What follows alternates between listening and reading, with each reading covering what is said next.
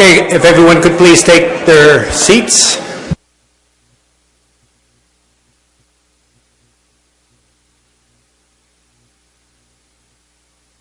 Welcome. I'd like to call this meeting of the Menhaden Management Board to order. My name is Bob Ballou. I have the honor of serving as board chair. Our first item on the agenda is the agenda itself. Does any member of the board have any recommended additions to the agenda? Seeing none, is there any objection to approving the agenda as proposed? Seeing none, the agenda stands approved by consent. The next item is our meeting minutes, the proceedings from the board's last meeting held on October 26, 2016. Are there any recommended changes to the meeting minutes? Seeing none, is there any objection to approving the minutes as proposed? Seeing none, the minutes stand approved by consent. Next on our agenda is public comment. This is an opportunity for anyone from the public who would like to comment on any issue that is not on today's agenda to do so. We have a sign-up sheet, but we do not have anyone signed up, so I will ask if there are any hands. But before I do so, I'd like to welcome Lynn Fagley to the mic, and I know Lynn has a few words that she'd like to share. Lynn? Thank you very much, Mr. Chairman. I'm here. I wanted to offer a brief word of remembrance and appreciation for one of our Maryland constituents who passed away shortly before Christmas. Captain Jim Price died just after a long and heroic battle with cancer. Jim was very active. He was very active in Menhaden, both at the board level and at the science level. And many of you may remember him as the director of the Chesapeake Ecological Foundation, which he founded. We didn't have many board meetings go by without comment from Jim. He was a tireless advocate for the need to manage forage fish in a multi-species context. In the state of Maryland, he was a legendary recreational striped bass fisherman, and sometime in the 1990s, he began to observe what appeared to be declining health of striped bass, and he attributed that to declining numbers of menhaden, and he demanded attention to this issue. And for any of you who spend time in conversation, you know exactly what I mean by demanded. Jim was not a politician, he did not mince words, and he never hesitated to tell you exactly what he thought of you. But he was different because Jim didn't just talk, Jim did, and he did a lot. He went out with his wife, with his own money, and collected thousands of striped bass, analyzed their stomachs, collected data. He presented results to the scientists. He often found himself at odds. A businessman by training, he was a businessman. He often found himself at odds with our ASMFC scientists. But that didn't hold him back, and that didn't daunt him, and he steadfastly continued improving his methods, gathering data, and refining his ideas. When he was diagnosed, I understand that the doctors didn't give him long to live, yet he survived for years. A friend of his said at his funeral that he was just too damn busy to leave. His passion kept him going. I believe that Jim taught a lot of us many things, not only about the feeding behavior of striped bass in Chesapeake Bay, but also about how to take the bull by the horns, about being an active participant in finding a solution, and about perseverance. And I just want to take this moment to thank him for his legacy and you for your time. Thanks. Thank you, Lynn. And I know I speak for everyone on the board when I say how appreciative we are of Captain Price's contributions to our work and our heartfelt condolences for his loss. Is there anyone else from the public that would like to address the board on any issue that's not on our agenda? Terry Stockwell. I'm not the public, but I would like to take this opportunity on the behalf of the state of Maine to thank North Carolina and the Commonwealth of Virginia for generously bailing the state of Maine out by transferring some of your unused 2016 commercial quota. Thank you for that. Are there any other comments? Seeing none, we will move on to item 4 on our agenda. This is a review of the socioeconomic study of the commercial menhaden fishery. undertaken by Dr. John Whitehead from Appalachian State University and Dr. Jane Harrison from North Carolina Sea Grant. As a quick reminder, this study has been undertaken at the behest of the board and in close coordination with the Commission's Committee on Economics and Social Sciences for the purpose of characterizing the commercial menhaden fishery along the East Coast and helping to inform the development of Amendment 3. The study, as I understand it, and as I'm sure we're about to hear more on, is largely complete, and although the full report is still under development, the PIs have put together an executive summary, which is in your meeting materials, and they are here today to brief the board on the study results. We have allocated a little less than an hour for this agenda item, but my understanding from talking to Dr. Harrison is that they plan to present for about a half an hour and then leave about 15 minutes or so for questions and answers. So with that, I will turn the floor over to Dr. Harrison. Thank you. Okay. Thanks, Bob. All right, and thank you all for having myself and John here this afternoon. And we're very happy to get to share some of the study results with you and to be able to answer some of your questions. Without further ado, I'm going to turn it to our first slide. Just to remind you all what we said we would do. Hopefully we have accomplished these goals. So the overall aim of the study was to characterize the socioeconomic dimensions of fisheries stakeholders for Atlantic menhaden. And so I'm going to go over primarily the industry perspectives that we heard, and then I'm going to turn it over to John, and he will speak to some of the economic impacts of the menhaden industry. And again, this is for both the reduction and the bait industries. And then he will also speak to a survey we conducted with the public. So trying to understand their perceptions of menhaden, how they're managed, concerns. So really this study, we're trying to understand diverse stakeholder interests, the public at large, and the industry specifically. So the role that I played in the study was to gather industry perspectives up and down the Atlantic coast.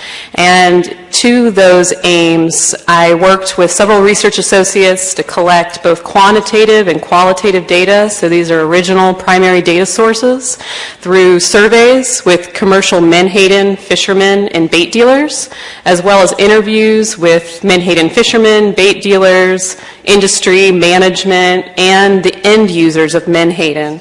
So when you think about where this fish comes from out of the sea, you know, who's catching it, who are they selling it to, who's processing it, who's distributing it, who's buying it, for what end. And so we really tried to look at the entire supply chain related to the Atlantic menhaden, again, for both the commercial reduction industry and the bait industry. And so from my look into the literature, I really couldn't find a study that had done that kind of work in the past. And the surveys data, that was really primarily used to validate the interview data, to make sure that the interviews we were conducting really reflected the entire industry, as well as to validate some of the secondary data sources that we used for our economic impact analyses.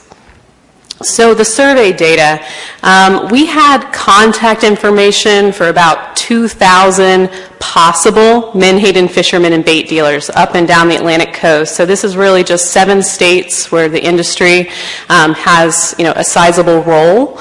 Now, many of these potential or possible fishermen and bait dealers, we got a lot of surveys returned. We didn't have good addresses. We didn't have good email addresses. Some fishermen, they used to fish for menhaden. It was 10 years ago. They're not doing it any longer. So it's hard to say what our total sample was here. We got the contact information from the various Division of Marine Fisheries and Departments of Natural Resources or equivalent agencies in each state. And in the end, we had about 106 completed surveys. So the response rate wasn't great if you consider your total population to be 2,000, but my guess is our total population is going to be under 1,500. It could be even as small as 1,000. Hard to say with some of the returns we got from the survey. But what I will say in terms of the data quality, I feel like we got a very good representation across the different states. And if you look at the respondents from different states, we got more respondents from the states where the industry has a bigger presence, so where there are more fishermen and bait dealers, where the state quotas are higher. So I feel pretty good about that. And I'm not going to go into the survey results too much. Again, mostly those were used to validate some of our other data sources. I'm just going to point you to one table, though, from the survey results. And this is just looking at some of the issues that are important to Menhaden fishermen and bait dealers. So on the higher side, so these are 1 and 2 being extremely important to very important, we saw that health of menhaden and habitat, the quotas, state quotas, and gear restrictions are some of the most important issues to our industry members. Now, things that were not as important, or elements not as important, were competition among fishermen from other states, crew and labor issues, and competition among local fishermen. So those issues were, moderately to slightly important, so more in the 3 to 4 range. So this is just to give you kind of a sense of, the concerns that they're thinking about, the issues that are important to them in this fishery. And I'm going to focus here really on the interview data, and when you look at the executive summaries that were passed out, and they should be back in the room, I believe. You can follow along with me if you like. So with the interview data, this was a pretty short turnaround, and I'm pleased how many interviews we were able to conduct. So we went around, again, in these 7 different states, conducted interviews, 42 with menhaden fishermen and bait dealers.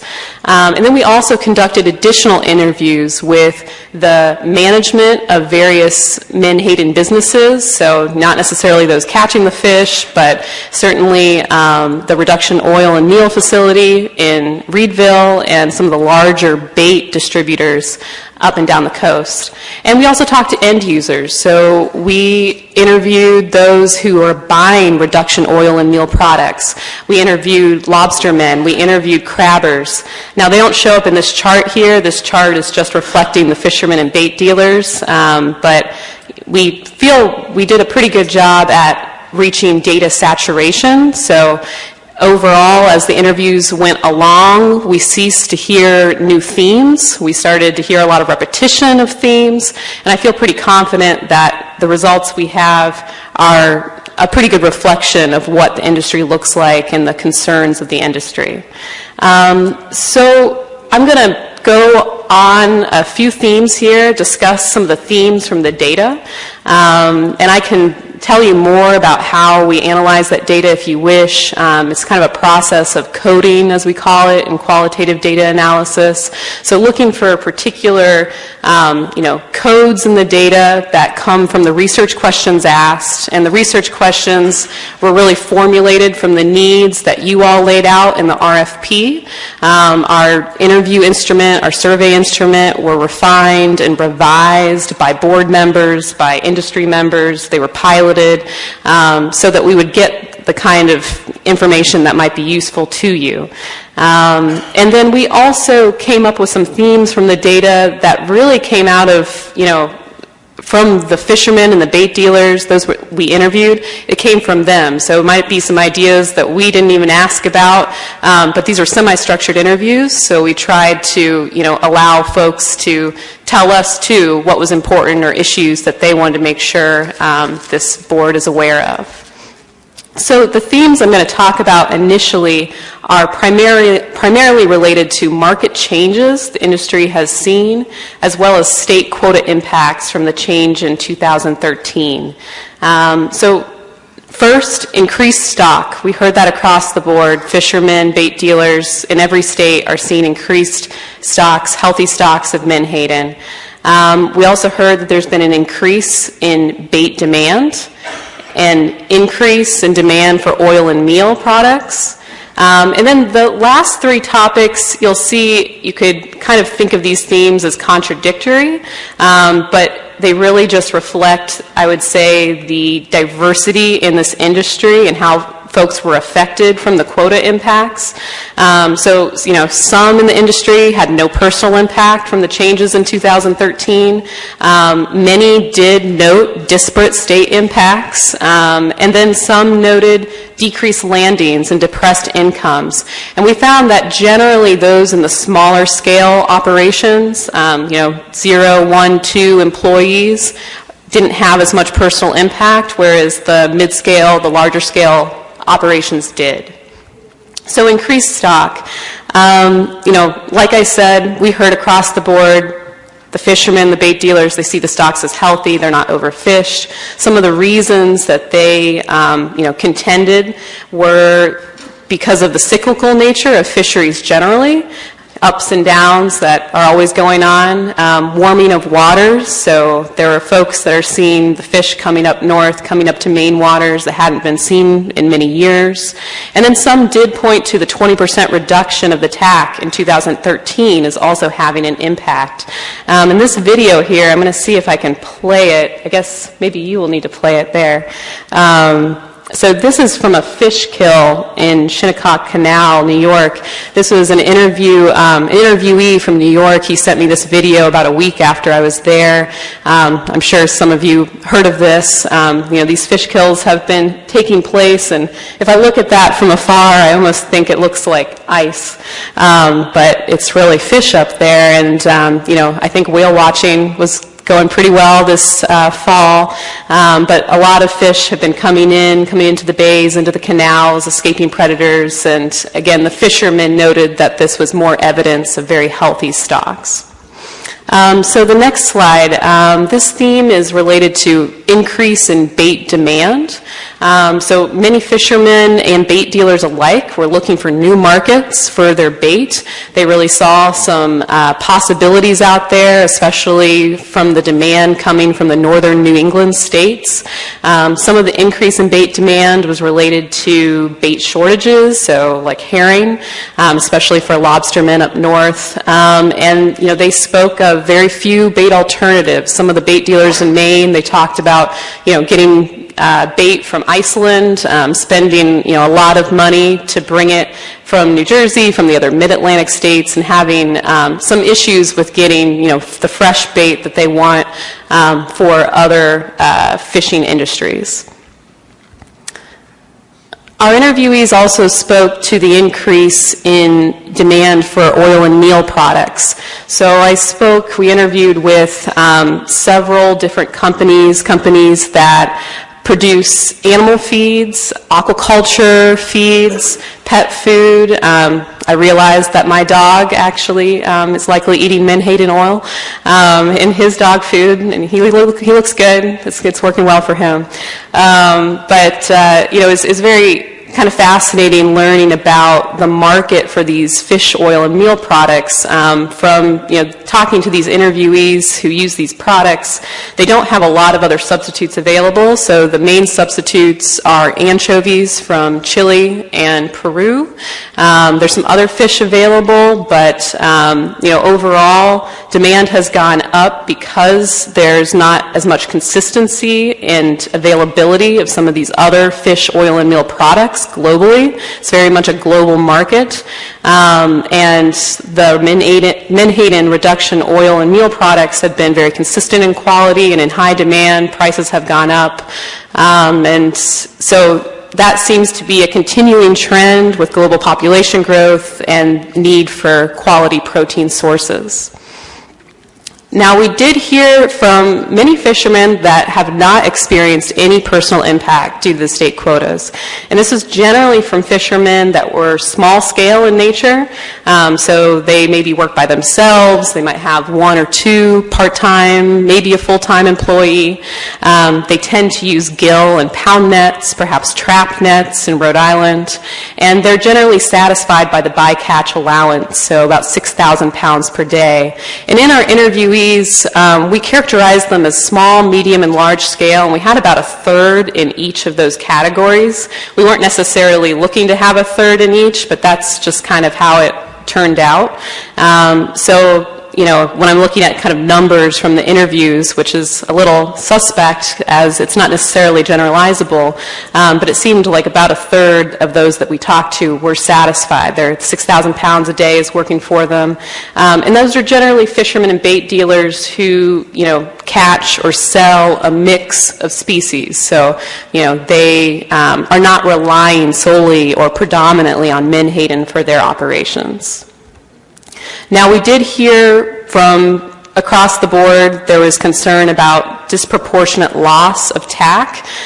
So some states very much being impacted negatively by the 2013 state quotas.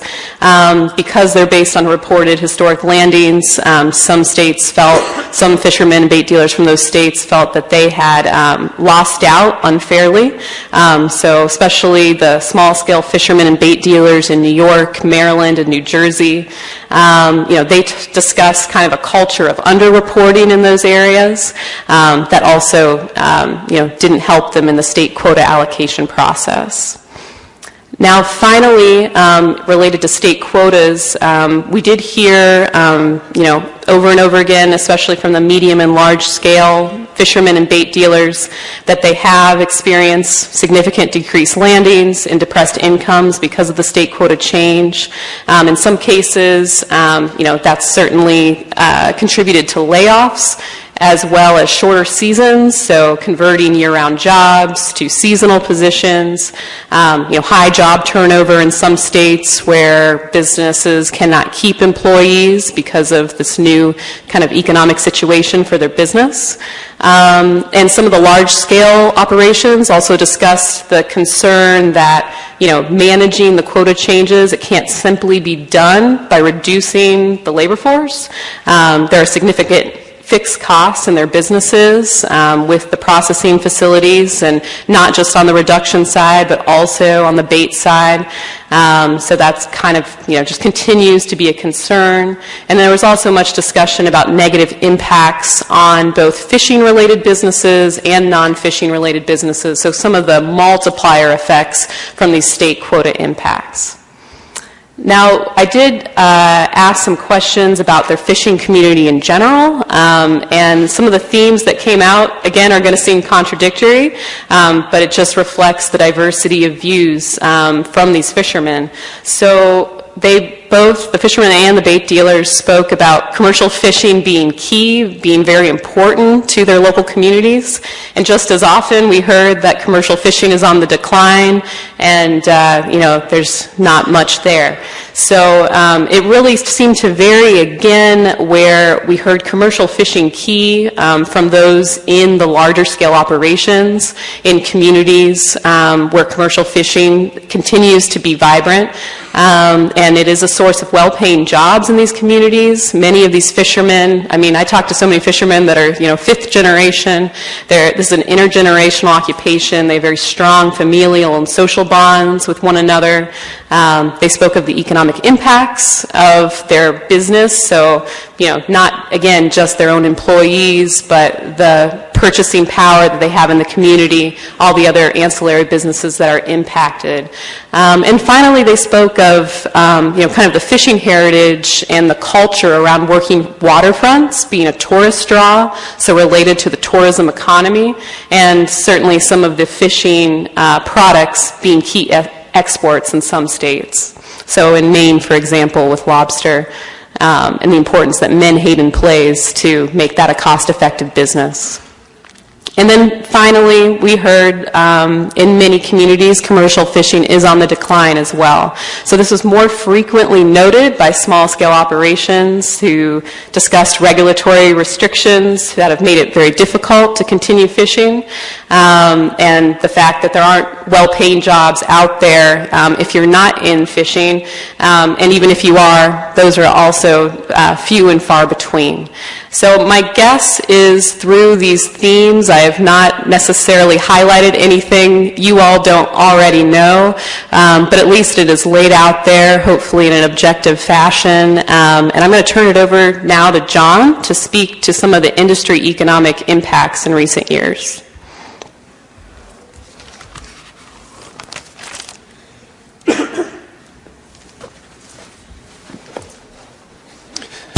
Thanks, Jane, and thanks everybody for having us. So this first bullet point is a quote from our proposal, and we were hoping to get some a bunch of economic data, revenues, costs, landings, and that data just isn't out there. And so instead of pursuing the economic efficiency analysis that we proposed, we're focusing more on economic impacts. So the data we did receive, we have 3 data sets: county level annual landings, and then annual landings with disposition,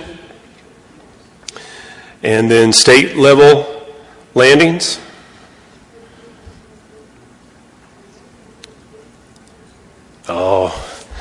And the Are you missing a slide? yeah, we have, there was a miscommunication, and I don't have all my slides loaded. Let me go through this quickly, and we'll see. Gosh. This is on the desktop.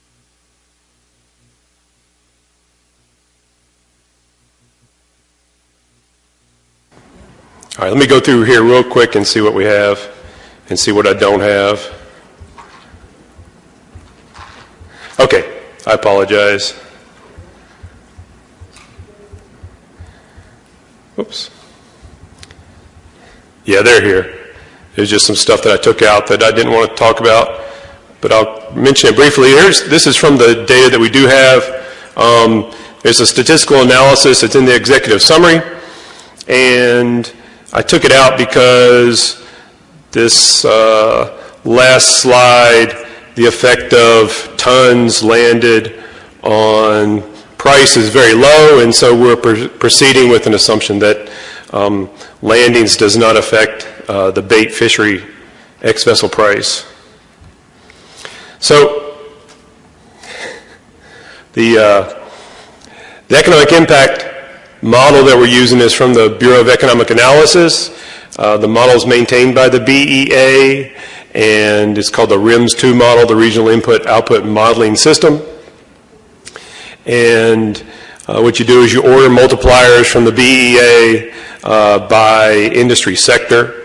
And so we've done that for the fishing sector, for each of the Atlantic states, and also Northumberland County.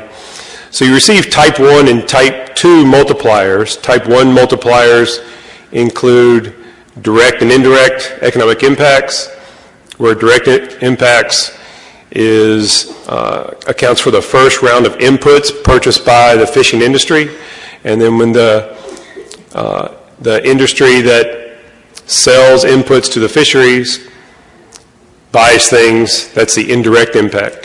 The type 2 multipliers include those two effects, as well as the money spent by the employees in the industry. So the type 2 multipliers are always going to be larger than the type 1 multiplier, and they're inclusive. And so this is just an example of what the multipliers look like. This is sector 11114000, fishing, hunting, and trapping. And we have the final demand, output, earnings, and employment multipliers for all of the states.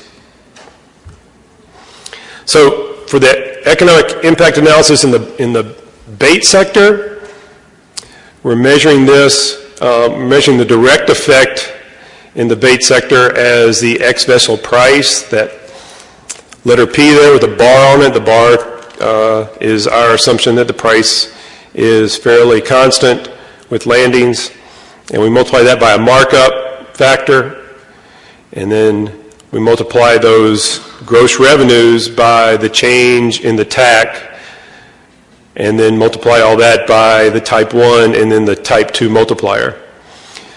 Now, the markup that we're using, we're uncertain about what the markup is, so we're using a range. The National Marine Fisheries Service M-Plan model, which is an alternative economic impact model, uses a markup of 63% for wholesalers and distributors, and that number is from some results from Alaska. In the survey that we've done with the bait dealers and fishermen, we've estimated a markup of 356% for Menhaden. So what I'm going to present includes the markup that we've computed ourselves, but the report will include sensitivity analysis. So here's just an example of the calculations. For 2016, the Virginia bait landings are 33.5 million pounds, and the ex-vessel price is 12.5 cents per pound. And these are the numbers from the National Marine Fisheries Service. And so the direct effect is 4.6 million, and then the numbers in bold there are the multipliers. So the output is 5.6 million. Earnings from people as a result of that output is 1.7 million, and the number of jobs as a result of that output is the employment effect, and that's 94 jobs. So here's the economic impact analysis for the 6.45% increase in the TAC for 2017.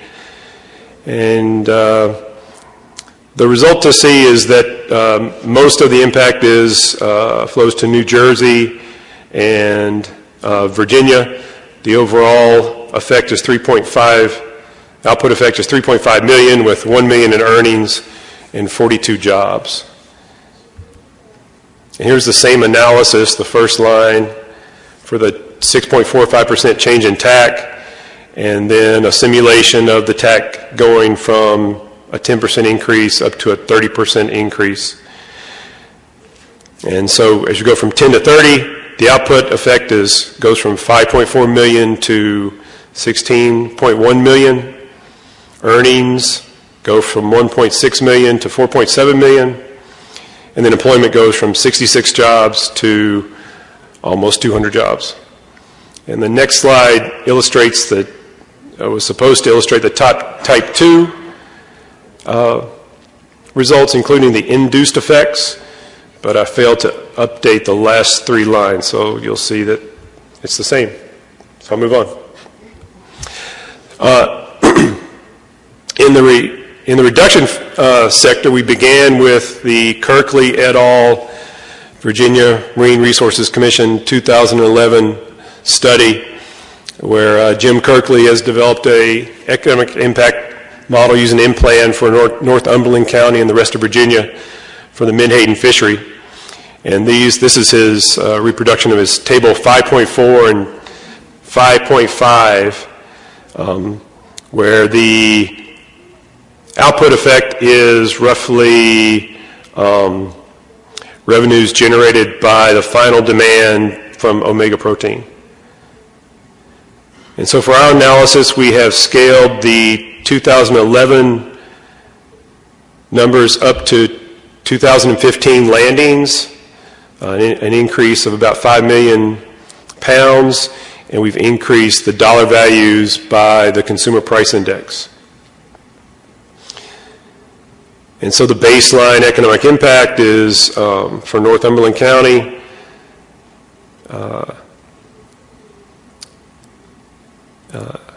in terms of the type 1 multiplier would be the sum of the direct and indirect values there, and so we've got about 300 jobs and $67 million in output and about 10 million in earnings. And then the rest of Virginia adds to those numbers, but most of the impacts were to Northumberland County.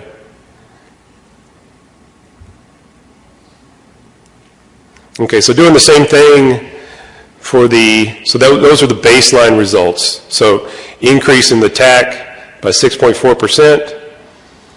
For Northumberland County, the model suggests that would lead to 77 additional jobs with the type 1 multiplier and 79 with the type 2. The output effect would be 4.5 million with the type 1 multiplier, and earnings would be 1.2 million.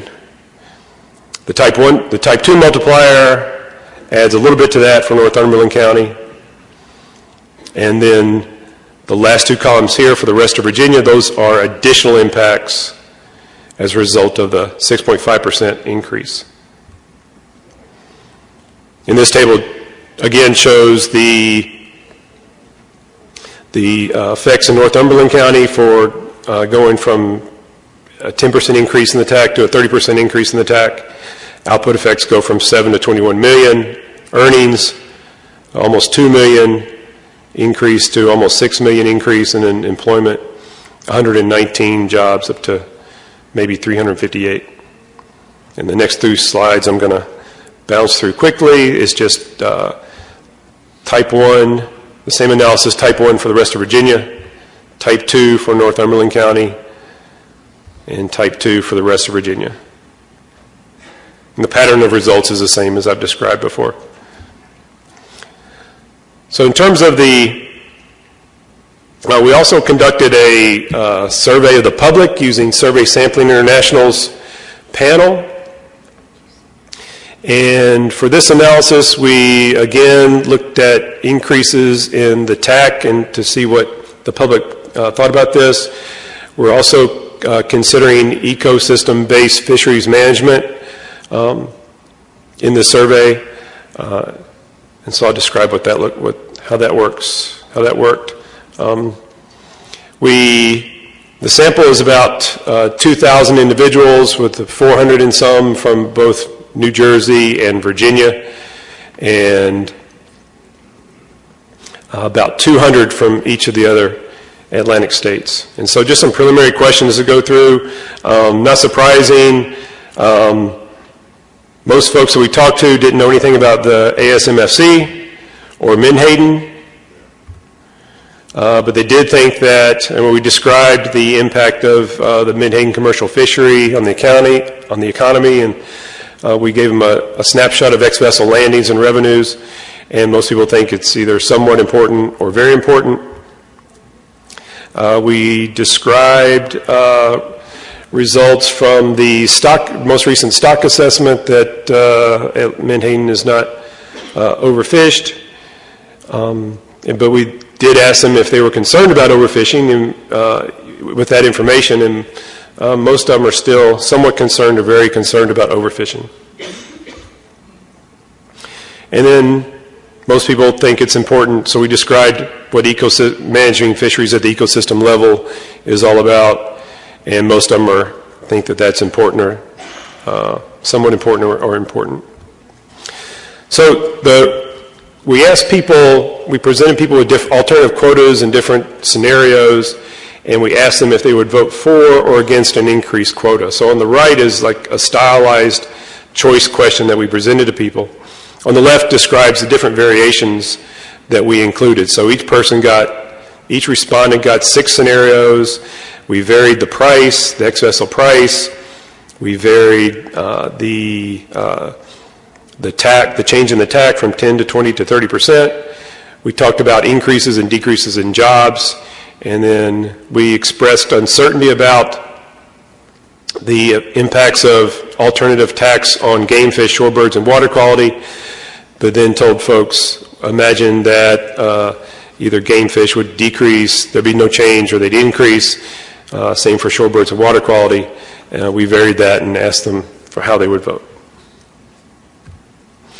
So this is a regression analysis for the increased scenario. The numbers to focus on are the ones in the northwest part of this picture. So the results are pretty much as we'd expect. As ex-vessel revenue increases or jobs increase from increasing the TAC, survey respondents are more likely to vote in favor of increasing the TAC. If water quality would get worse, If game fish populations would decline or shorebird populations would decline, then people are less likely to vote in favor of increasing the TAC. In terms of a social choice mechanism, if 50% of the people vote for the referendum, then it's a good idea, or people are mostly in favor of it. So we've done some simulations along that. If there are no water quality, game fish, or shorebird effects, people are in favor of increasing the TAC.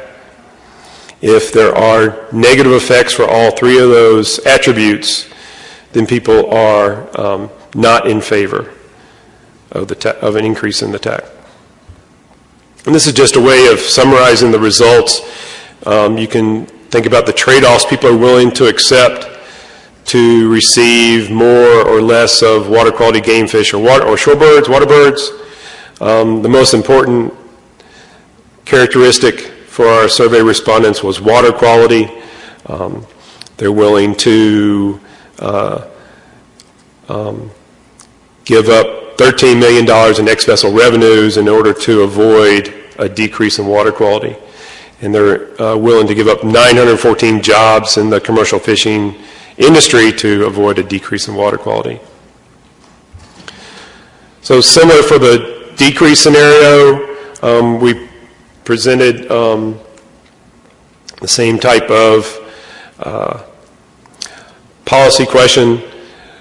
In this case, respondents are voting in favor or against a decrease in the Menhaden TAC, and if the hypothetical is that if the TAC falls, then water quality might increase, game fish populations might increase, or shorebird populations might increase. So in this case, people are not willing, they're not in favor overall of decreasing the TAC unless all three of those characteristics, those attributes, would come into play. So it takes an increase in water quality, an increase in game fish populations, and an increase in shorebird populations to get people to be 50% or more in favor of reducing the TAC. And this is a similar type of analysis, and this shows a similar type of trade-off analysis, and it shows that water quality is most important in the minds to the survey respondents. But you see the number of jobs that are willing to be traded off is lower than for the increase scenario, and that's consistent with the fact that survey respondents were more, in general, more in favor of increasing the TAC than decreasing the TAC.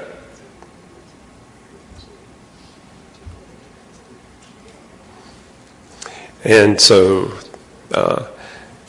questions? And just as a follow-up, we will have a final report out at the end of March.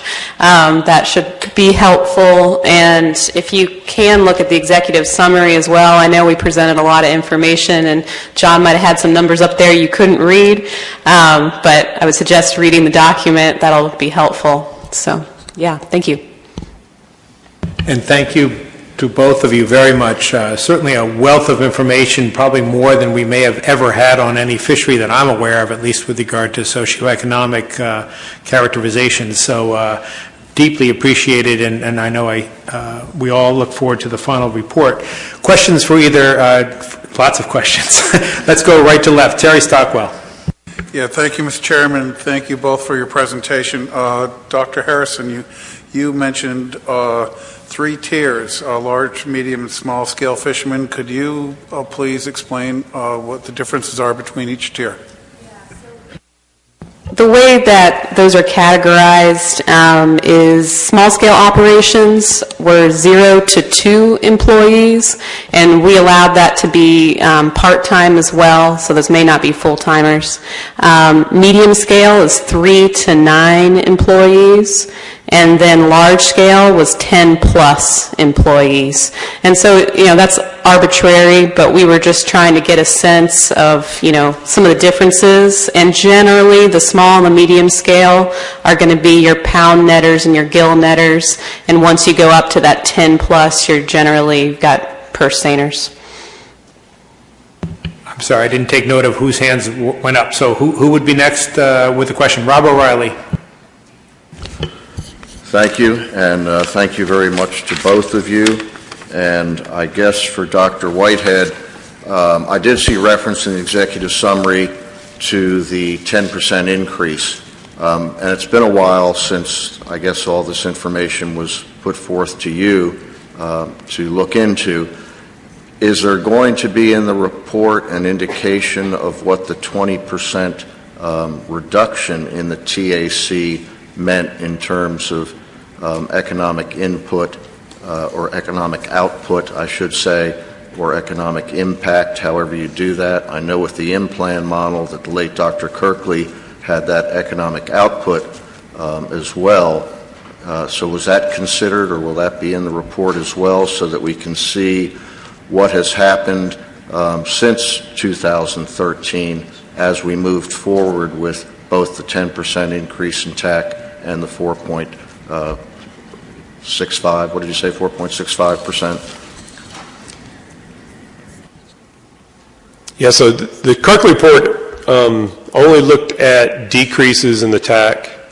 And so for the impact analysis that we've done, I took as a guide what's been going on with ASMFC over the course of the year. And so that's where the 10% increase, the 10, 20, and 30% increases came from for the economic impact analysis that I've just presented. But it's pretty easy to do the negative analysis, reducing the TAC. The numbers are all the same, is symmetric, and I'm more than happy to put that in the report.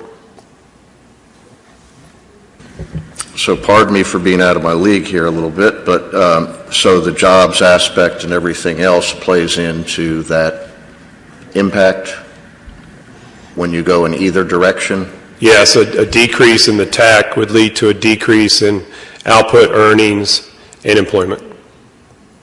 Thank you. Show of hands of others who have questions. Keep your hands up. Let's go to Dr. Duval.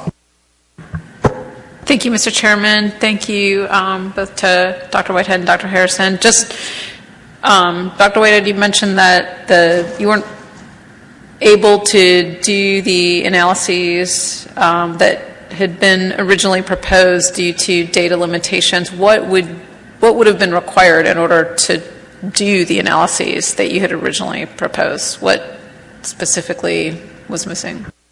Yeah, I think it's the stuff that's going on the boats. So the number of, we received information on the number of crew on fishing trips, but that was two data columns that did not have identifiers that allowed us to link it back to the output data. If we had those identifiers, then we could estimate the cost of the crew and gear and develop some profit or rent estimates for the bait sector to compare to the, or just to develop those estimates. But the data that we received was separate and just not complete. And that's from ACCSP, correct? And that was from ACSP data, yes. Dr. Rhodes. Yes, thank you all both for that presentation. It was interesting, and from back here trying to read the tables was remarkably intriguing. I should have brought opera glasses. I had one question, and it may have been, I wasn't paying as close attention as I could, but when you were talking about the 6.45% increase creating 42 new jobs, the slide before that, I was thinking you said there were 94 jobs, and that 6.45% increase created 42 jobs, or did I misunderstand that?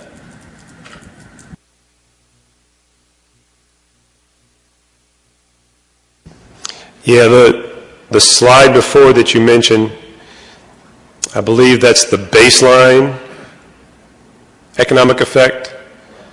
And then, so that would be 2016, the snapshot of the 2016 Menhaden economy. And then the 42 additional jobs would be the 6.45% increase in the TAC. And the 42 jobs are for the entire Atlantic coast. And that example of 94 jobs was for Virginia. And then the total jobs for the coast was what? Because I just had that 94 and 42, and that 6.45 was like a 45% increase in jobs, which would be a remarkable multiplier. Yeah, I don't have the number for the number of jobs on the entire Atlantic coast that comes out of the model for 2016 in front of me, but I'll be sure to include that in the final report. All right, thank you. John McMurray, you can go next. Okay, thank you. So I understand that this was geared really towards the bait and reduction fishery, but I'm wondering if there was if anybody reached out to the recreational community or the recreational industry, and if there was any analysis on what the impact for that sector was. Yeah, the only element where we included recreational industry elements was the recreational bait markets. So we did talk to sport bait shop dealers, but we did not do any kind of like a travel cost analysis of the recreational industry. That was outside of the scope of our research. Go ahead. Thanks, and I know you weren't tasked with doing this, but I think a really important component when we're discussing socioeconomic impact is availability of fish along the coast and the opportunity it provides for a host of stakeholders, not just two sectors. Mm-hmm. Well, I know John does those kind of studies. He can maybe employ him to do that. And Emerson Hasbrook. Thank you, Mr. Chairman, and thank you to our two presenters for your report. Thank you also for contacting and including fishermen from New York in your survey. They had contacted me, and I know they were very appreciative of the fact that they were included in this. My question is for Dr. Whitehead. One of the last slides that you had up there, where you correlated water quality. I think the slide said an increase in water quality, or with an increase in water quality, fishermen were less inclined to reduce the TAC, or maybe I misunderstood you. But it was one of your last slides. Was it the last slide or second to the last slide?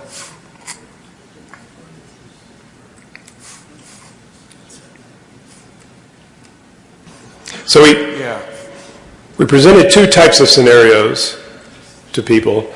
One was for an increase in the TAC, and the other is for a decrease in the TAC.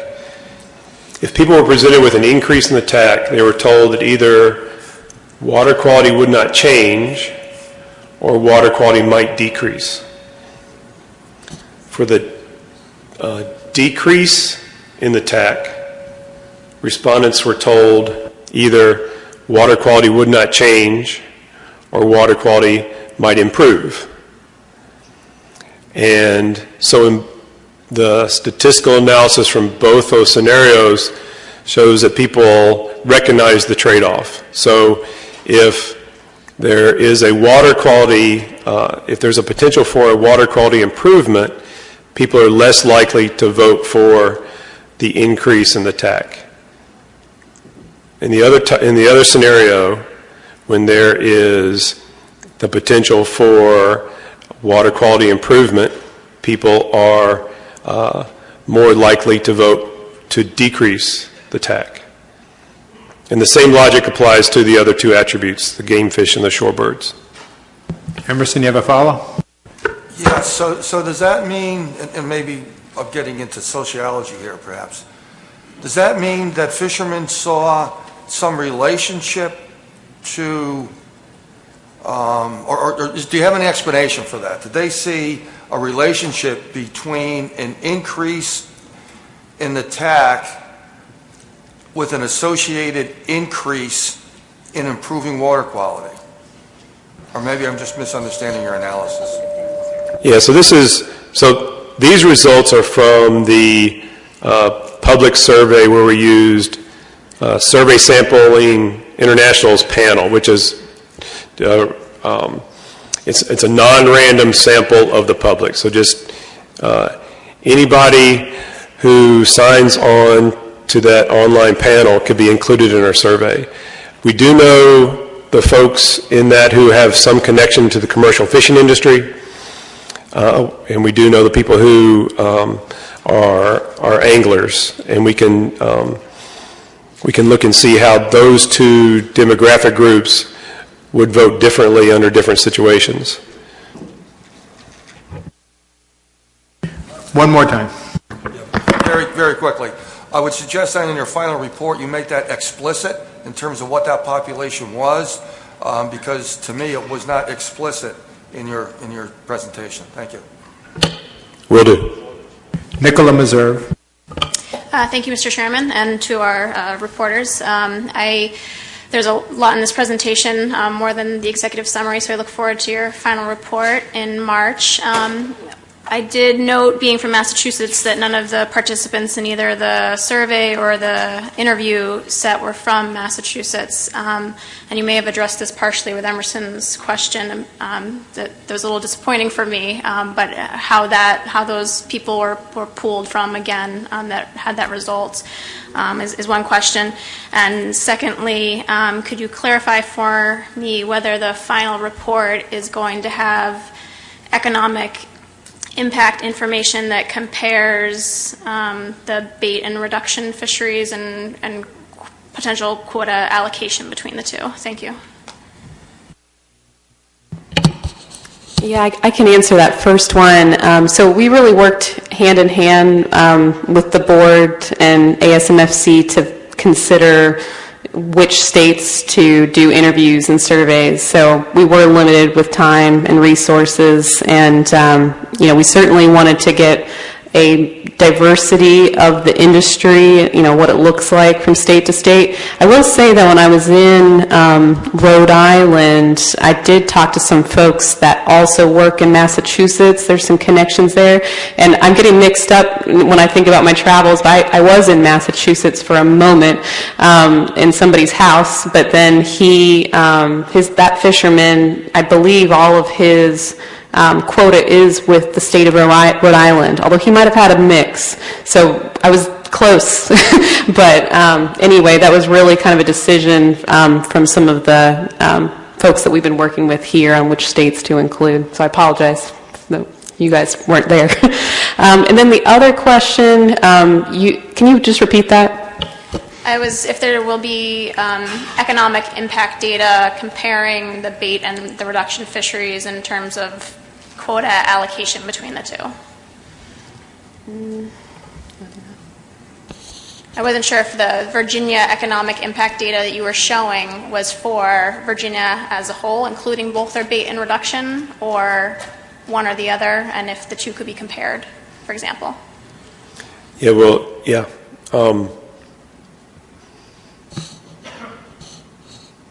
Yeah, I guess it wasn't clear on the slides, but we do have the Virginia impact numbers for the bait and the reduction sectors split out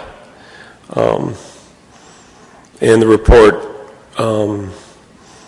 It'll be straightforward to see how the economic impacts for the different sectors compare.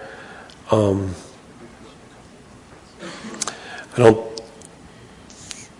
not sure if we're going to do an explicit allocation analysis. That wasn't in the proposal.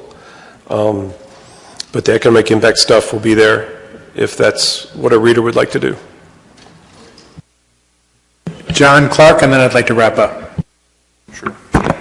Thank you, Mr. Chair. Just to follow up on some of the other questions I think that Rob and Nicola asked, is that formula used for predicting jobs as just based a certain amount of extra quota leads to extra dollars and extra jobs, therefore? So it doesn't take into account whether the operation was working at capacity beforehand.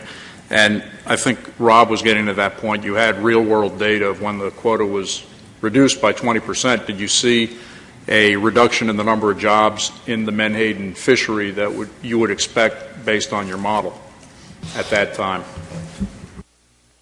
Yeah, I'm going to ask you to repeat that second question. Let me answer the first one. So the model assumes that in economics we say a perfectly inelastic supply, which means that if you inject something into an economy, then the economy has the capacity to absorb that and pursue the economic activity. So there are no capacity constraints in this model. So in that case, it can be unrealistic in certain situations. And I'm not familiar with whether that's the case here or not. Right, and I think that's just what I was getting at, because you had a real-world example of when the quota was cut 20%, and could you go back and look and see if, okay, in the Menhaden fishery, based on this model, we lost the number of jobs in that fishery we would have expected based on this, or whether because of other things going on that you didn't see that, or if there was any way to look at that at all. Oh, yeah, so I haven't done this analysis yet, though, but I have county-level jobs, income, and output data from NOAA that I'm going to analyze with the actual Menhaden landings from those counties, from those coastal counties, and in that way I can ground truth the results from the RIMS model. Kyle Schick, and then we really do need to wrap up. Just a quick question on, I understand the effects of Menhaden with game fish and waterfowl, I guess more like the eagles and predator birds, but where was the water quality issue brought up? I don't know of any studies that show a definitive answer that catch, decrease, increase affects water quality. So I was just wondering if that was something you put in there as just as a as kind of a placeholder for environmental issues, or is there something that you have as a quantitative analysis that shows that water quality is affected by the catch of Menhaden? Yeah, so we're not scientists, and we haven't done an extensive review of the scientific literature, but water quality is an issue that I think has been raised in the past.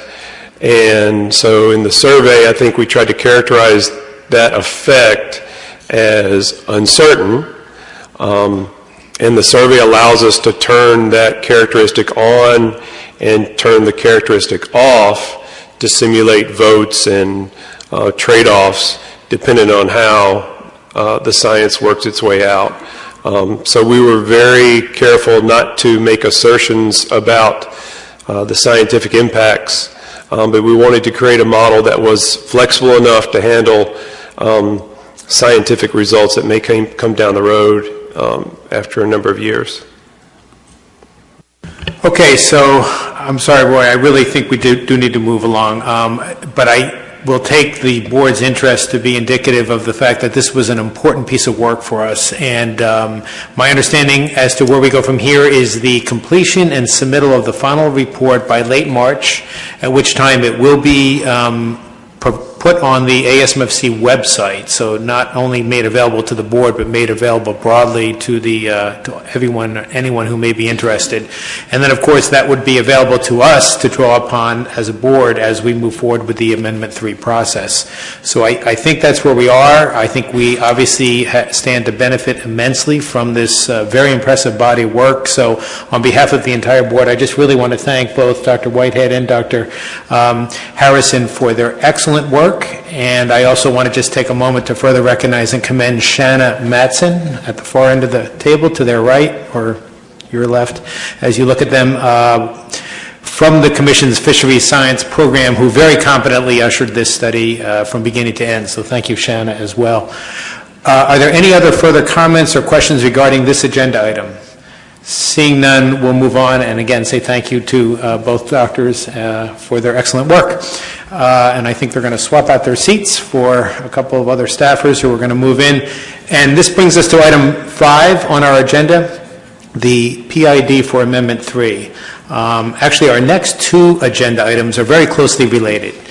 First, we're going to review the public comments submitted on the PID, the Public Information Document for Amendment 3. We also have an AP report on the PID, and then following that, as the subsequent agenda item, we will roll up our sleeves and begin the process of tasking the plan development team on the development of the draft amendment. Turning first to the PID, Megan has put together a summary of the public comments, and I'm about to turn to her to present that summary to the board. Before I do, on behalf of the entire board, I'd like to offer our deep appreciation to the many thousands of stakeholders who weighed in. Our management process is designed to accommodate and be responsive to public input. The PID is a key step in that process. If we didn't get much feedback, we wouldn't have much to go on. But thanks to the 25,606 comments we received on the PID, we have a lot to go on, and for that we say thank you to everyone who took the time to write in, attend hearings, and otherwise voice their opinion. With that, and with the understanding that we have about 45 minutes for this particular item, Megan, the floor is yours. Thank you, Mr. Chairman. I will be reviewing the public comment that we received on the Amendment 3 PID. So just a brief overview of how we're going to go through the comments. I'll start with a timeline of Amendment 3 and remind us of where we are and where we're going. And then I'm going to dive right into the public comment. So I'll start with the public hearings and also the written comment we received. And then we'll have Jeff Kalin provide an advisory panel report.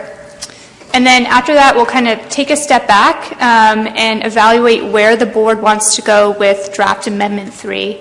And to kick us off on that discussion, Katie Drew is going to just provide a brief refresher on the different ecosystem or reference point options so that everyone has a clear idea of what those different options mean and can provide proper guidance for the board. So this is our timeline for Amendment 3. Today the board is going to review public comment and also provide direction to the plan development team on what to include in Draft Amendment 3. Plan development team is going to work on Draft Amendment 3 from now until August, and we will do a check-in at the May meeting, and this will provide an opportunity for the board to see the progress of the plan development team and also provide an opportunity for the plan development team to ask any other questions of the board. Hopefully at the August board meeting, we will approve Draft Amendment 3 for public comment, and this will make our public comment period from August to October 2017. Given that annual meeting this year is a little earlier than normal, it's October 16th through the 19th, and the fact that we anticipate a high volume of public comments, we are going to have a separate meeting for Menhaden in November 2017. So this will be similar to what was done for Amendment 2, where we'll devote a full day to a Menhaden meeting and we'll focus on final action on Amendment 3.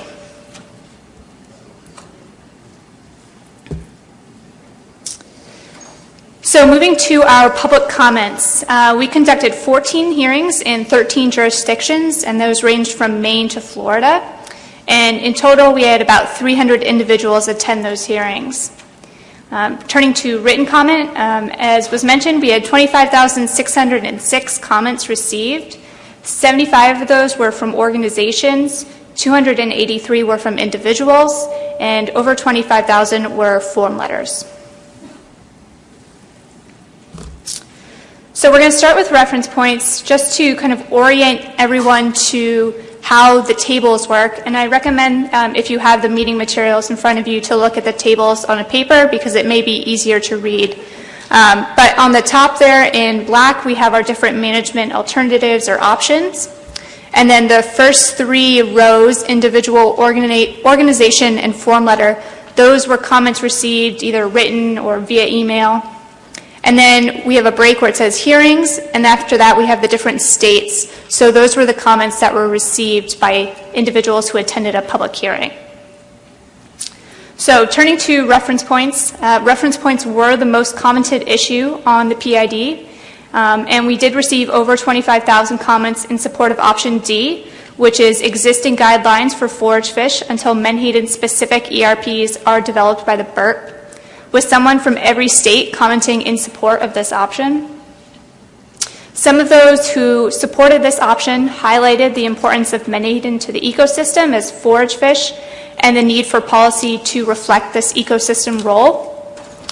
Others looked at the fact that Menhaden support larger fish, birds, marine mammals, and as a result, they're important to the health of our oceans, as well as coastal economies, which include things such as tourism, recreational fishing, birding, whaling. Several commented that there's a need for greater protection of Menhaden, as even though we have growing abundance in our waters, there continues to be low recruitment in the Chesapeake Bay. We did have some who were in favor of option A, which is maintaining our single species reference points. Those in favor of this option generally stated that the current reference points are working, as by our definition, the stock is not overfished and overfishing is not occurring. Others noted that the board could have increased the TAC by 40%, and according to our definition of overfishing, there was a small likelihood of exceeding that. And then others noted some concern with unexpected consequences of ecosystem reference points, particularly economic consequences.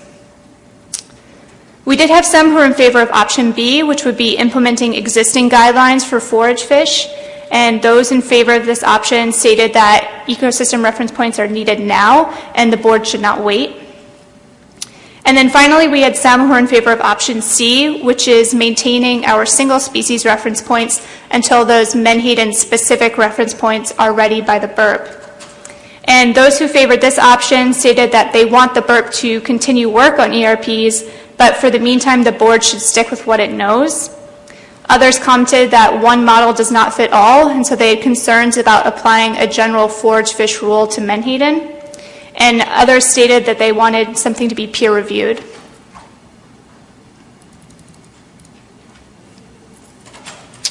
We did have one proposal for a new ERP, and this was based on osprey, so I'll do my best to present this to the board. So it looks at osprey populations in Connecticut and New York, which are sensitive to Menhaden abundance. And the hypothesis of this proposal is that osprey serve as biomonitors of Menhaden abundance, as fluctuations in the abundance of osprey have mirrored those changes in the abundance of Menhaden. So the proposed reference points are 2 young osprey per successful nest, and that would serve as the reference point for the Connecticut River estuary, and 1 young osprey per active nest for the Gardner's Bay, New York area. If reproduction of osprey fell below these reference points, that would indicate Menhaden depletion. And for reference, in 2016, there were 2.5 young osprey per successful nest in the Connecticut River estuary and 1.39 young per active nest in Gardner's Bay, New York.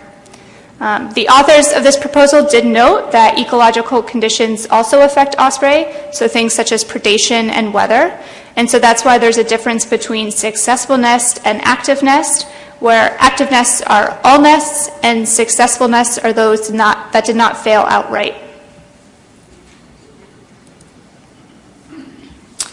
Our next issue is quota allocation. Majority were in favor of option B, which is jurisdictional quotas with a fixed minimum, and there was support from this option from almost all of the states. Many felt that this represented a fair way for each state to participate in the fishery, and that allowing each state to receive 1% of the quota would solve many other issues in the fishery, such as the bycatch provision or episodic events. Overall, people supported this option generally because they felt it would protect small-scale fisheries. Going through the other options here, I'm going to go left to right, so A through H here. Option A is our state-by-state or jurisdictional quotas. Those in favor of this option liked the current allocation strategy of state-by-state allocations and thought that the true problem was with the allocation timeframe. They generally felt that it works well administratively, and there was the greatest support for this option at the Maryland public hearing, although many fishermen did feel as though they don't have a measurable impact on the stock and should not be subject to a quota. Option C is our coast-wide quota, and those in favor of this option wanted to distribute landings along the coast. There was the greatest support for a coast-wide quota in Maine. However, they recommended that it be combined with a seasonal quota so that landings could primarily occur in the summer when bait is most needed. We did receive several letters which did not support a coast-wide quota, and the primary reason for this opposition was that it could cause a race to fish. Option D was our seasonal quotas. Those who favored this wanted to spread harvest throughout the year, and there was a recommendation for a winter fishery in which remaining quota is pooled into a coast-wide fishery in November and December. Option E was our regional quotas. Similar to seasonal quotas, those who favored this option wanted to spread harvest out along the coast, and several like the combination of a regional and seasonal quota to divide harvest spatially and temporally. Others, such as those in Massachusetts and New York, did not like the option of regional quotas, and they expressed concern that they may be beat out by southern states such as Rhode Island and New Jersey to that quota. Option F is our disposition quota, so that's splitting the quota between the bait and reduction fisheries.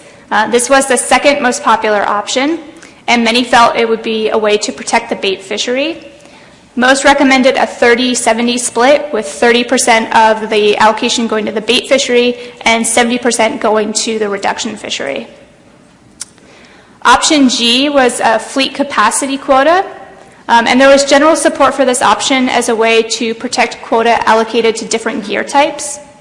Some fishermen expressed concern that they might be pigeonholed into a specific fleet type based on landings, and they would not be able to increase their landings if the Menhaden stock continued to improve. Some people did comment on the option of soft quotas, and overall there was much greater support for a hard quota, as people did not have confidence in soft quotas to cap harvest. Our final option was option H, so this is an allocation strategy based on the TAC level. We had one individual and one organization who supported this option. And those who supported the option stated that the fishery needs to be made whole first, and then the board can work to allocate more quota to the bait sector. There were several comments that spoke against this issue, as it might result in perverse incentives to change the TAC.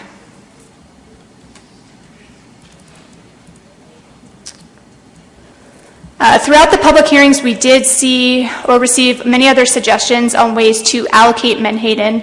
And some of those I've already discussed. So that would be the coast-wide distribution by season or combining regional and seasonal quotas. But some of the others included a fixed minimum quota with a 4-region split, fixed minimum quota with a coast-wide winter fishery, seasonal quotas with state allocations. One of the new ones was progressive catch limits. So the idea behind this is that there would be a catch limit, and that would get progressively smaller as the fishery got closer to achieving that TAC, and this would be a way to preserve the fishery for some of the smaller gear types. And then a comment we received several times was that allocation should be based on the biology of the species. Moving to our allocation time frame. While there were two comments in support of the current allocation time frame, which is 2009 to 2011, the majority of comments felt that the allocation time frame should be changed. So majority supported option C, which was for longer time series average. Some stated that the time period needs to be longer to encompass a full generation of Menhaden. And others provided specific dates. So some recommended going back to 1955. Others in Rhode Island and Maine pointed to high catch in the 1980s and recommended that these years get included. Some states, such as Maryland, wanted to make sure 2012 was included in a longer time series, since this was a good year for them. And then in Florida, they did note that they've had a net ban since 1994, and that this should be considered when setting the allocation time frame. We did have some who supported option B, which is 2012 to 2016. Most of them were in New York, and they noted that they've had issues with the lack of reporting, so the most recent years include all of the catch.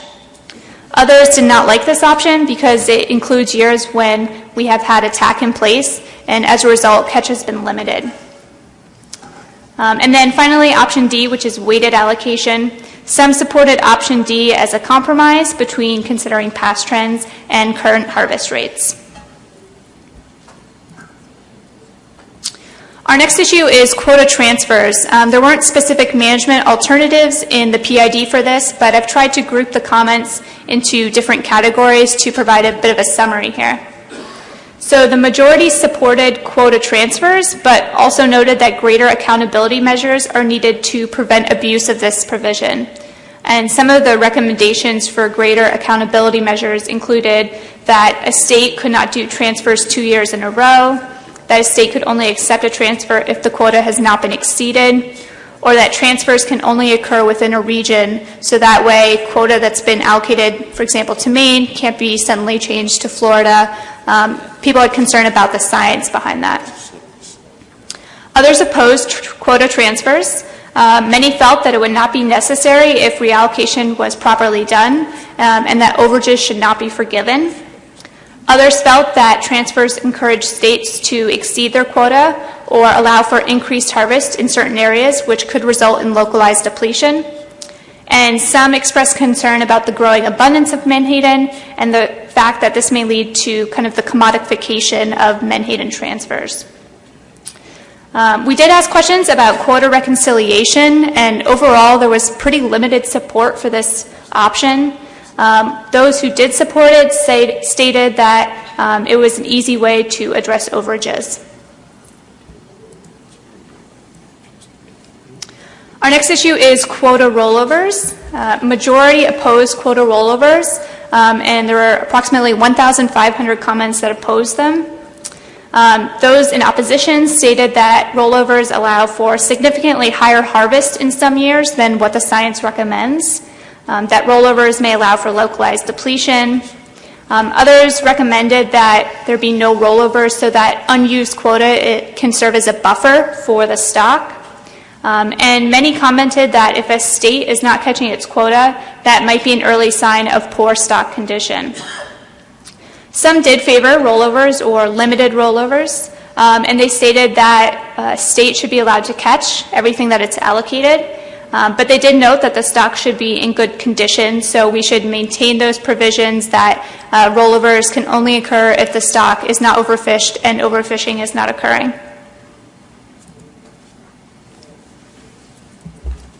Moving on to incidental catch. So the majority did favor option C or option F. And just for clarity, there were many letters which recommended that the catch be included in the TAC. And that was counted as options C and F, since both of these options achieve that goal. So those in favor of option C generally stated that they wanted incidental catch to be included in the TAC. The same goes for option F, which is our small-scale fishery set-aside. But those in favor of this option also stated that it relieves administrative burden, it protects small-scale fisheries. Florida was in favor of this option at the public hearing, and those in the cast net fishery did note that the cast net fishery is a directed fishery, and they want to be considered as such, so this option would kind of allow them to be a part of that fishery. We did have those in favor of option A, which is our status quo, so setting aside some sort of limit per vessel. And in Maryland, they supported option A as long as they get to keep the provisions of Addendum 1. And just as a reminder, that allows 2 permitted individuals fishing from the same vessel to land up to 12,000 pounds of menhaden if they're fishing stationary gears. Overall, there was pretty limited support for options B, D, and E. Turning to the episodic events program, the majority supported the removal of the episodic events program, and they felt it wouldn't be necessary with proper reallocation. Others expressed concern that an episodic event is not well defined, and several commented that it's a short-term solution for a long-term problem. Others did support the maintenance or an increase in the set-aside. So many of the New England states commented that if they would need an episodic event program if reallocation does not provide them with more quota. New York stated that they want to be included in the set-aside or have their own set-aside. And then individuals in Florida recommended that participation be limited to small-scale gears and in-state residents. Our next issue is the Chesapeake Bay cap. So majority of participants wanted to either maintain or reduce the cap. So those who were interested in maintaining the cap said it was an important tool for the management of Chesapeake Bay and that it was an important stopgap to protect the nursery grounds. Over 2,000 comments were in support of reducing the cap, and many expressed concern that the reduction fishery could expand to twice the level it's at now in the Chesapeake Bay. Recommendations on the level of reduction ranged, but majority were in favor of a 50% reduction to current levels. Others recommended that we should use a 5-year average, and others recommended expanding the geographic extent of the cap to some of the Virginia coast. We did have a couple who were in favor of removing the cap, and those stated that the majority of catch is coming from the mouth of the bay in Virginia, and so the cap is not necessary. And finally, our last issue here is a research set-aside. So there was a slight majority against a research set-aside with concerns about the abuse of the system and the fact that maybe a high volume of fish isn't needed for research. Those who were in favor of research set-aside stated that it would foster collaboration with industry and that there are many research questions that still need to be answered. And then this final slide here is just a list of all of the research programs that were recommended. I'm not going to go into this list here, but some of the themes were relation to the environment, so how the environment affects Menhaden, but also how Menhaden affect the environment, greater regional trends, speciation of Menhaden. If there are any questions about the list, I'm happy to answer them. Let's do this. Let's roll right into the AP report, and then I think we'll pause and open the floor to questions. So I know we have a few slides that capture the AP report, and I guess I'll let Jeff Kalin, our AP chair, run through those. Thanks. Thank you, Mr. Chairman. Thank you, members of the board. I'm Jeff Kalin with Lens Fisheries in Cape May, New Jersey. I am the AP chair. I'm privileged to sit here as the AP chair. There are several AP members in the audience today. And I think Megan put together a slide presentation that encapsulates the memo of January 23rd, which you have. So rather than reading that, I'll just ask Megan to go through that, I think, since you made it. But we reviewed it. I think it captures what occurred on the call. And what we did on the call, Mr. Chairman, was we reviewed the public hearing comments. The written comments weren't available at the time. And we try to operate by consensus. We didn't take any votes or anything, but I did give all the AP members on the call, and you were on the call too, as I remember, an opportunity to make a statement that was kind of qualitative in terms of their overall view. So that's what we have. And if you want to go ahead and comment on that, Megan, that's great. Thank you, Mr. Chairman. Yeah, so as Jeff mentioned, we had an AP call on January 9th. We had 14 members in attendance, which I think is really great and shows how the kind of revitalization of this AP is really working. And I presented some of the summaries from the public hearings, but not the written comments. So I've split the AP comments into 3 different categories. The first is comments on reference points. So 3 members supported option D, which is, again, the existing guidelines for forage fish until ERPs are developed by the BURP. And some commented that reference points dictate how the fishery is allocated between all stakeholders, so not just between the reduction and the bait fishery, but the recreational fishermen, the environment, tourism industries, things like that. One member stated that a one-size-fits-all approach to managing forage fish is not appropriate. One member commented that few fisheries are in as good a shape as Menhaden, and he questioned why there was such a need to change the management strategy. One member noted that ERPs would help the resource and the economy. And then one member recommended that the option which states the possibility of combining the 75% unfished biomass target with the 40% unfished biomass threshold be forwarded in Draft Amendment 3.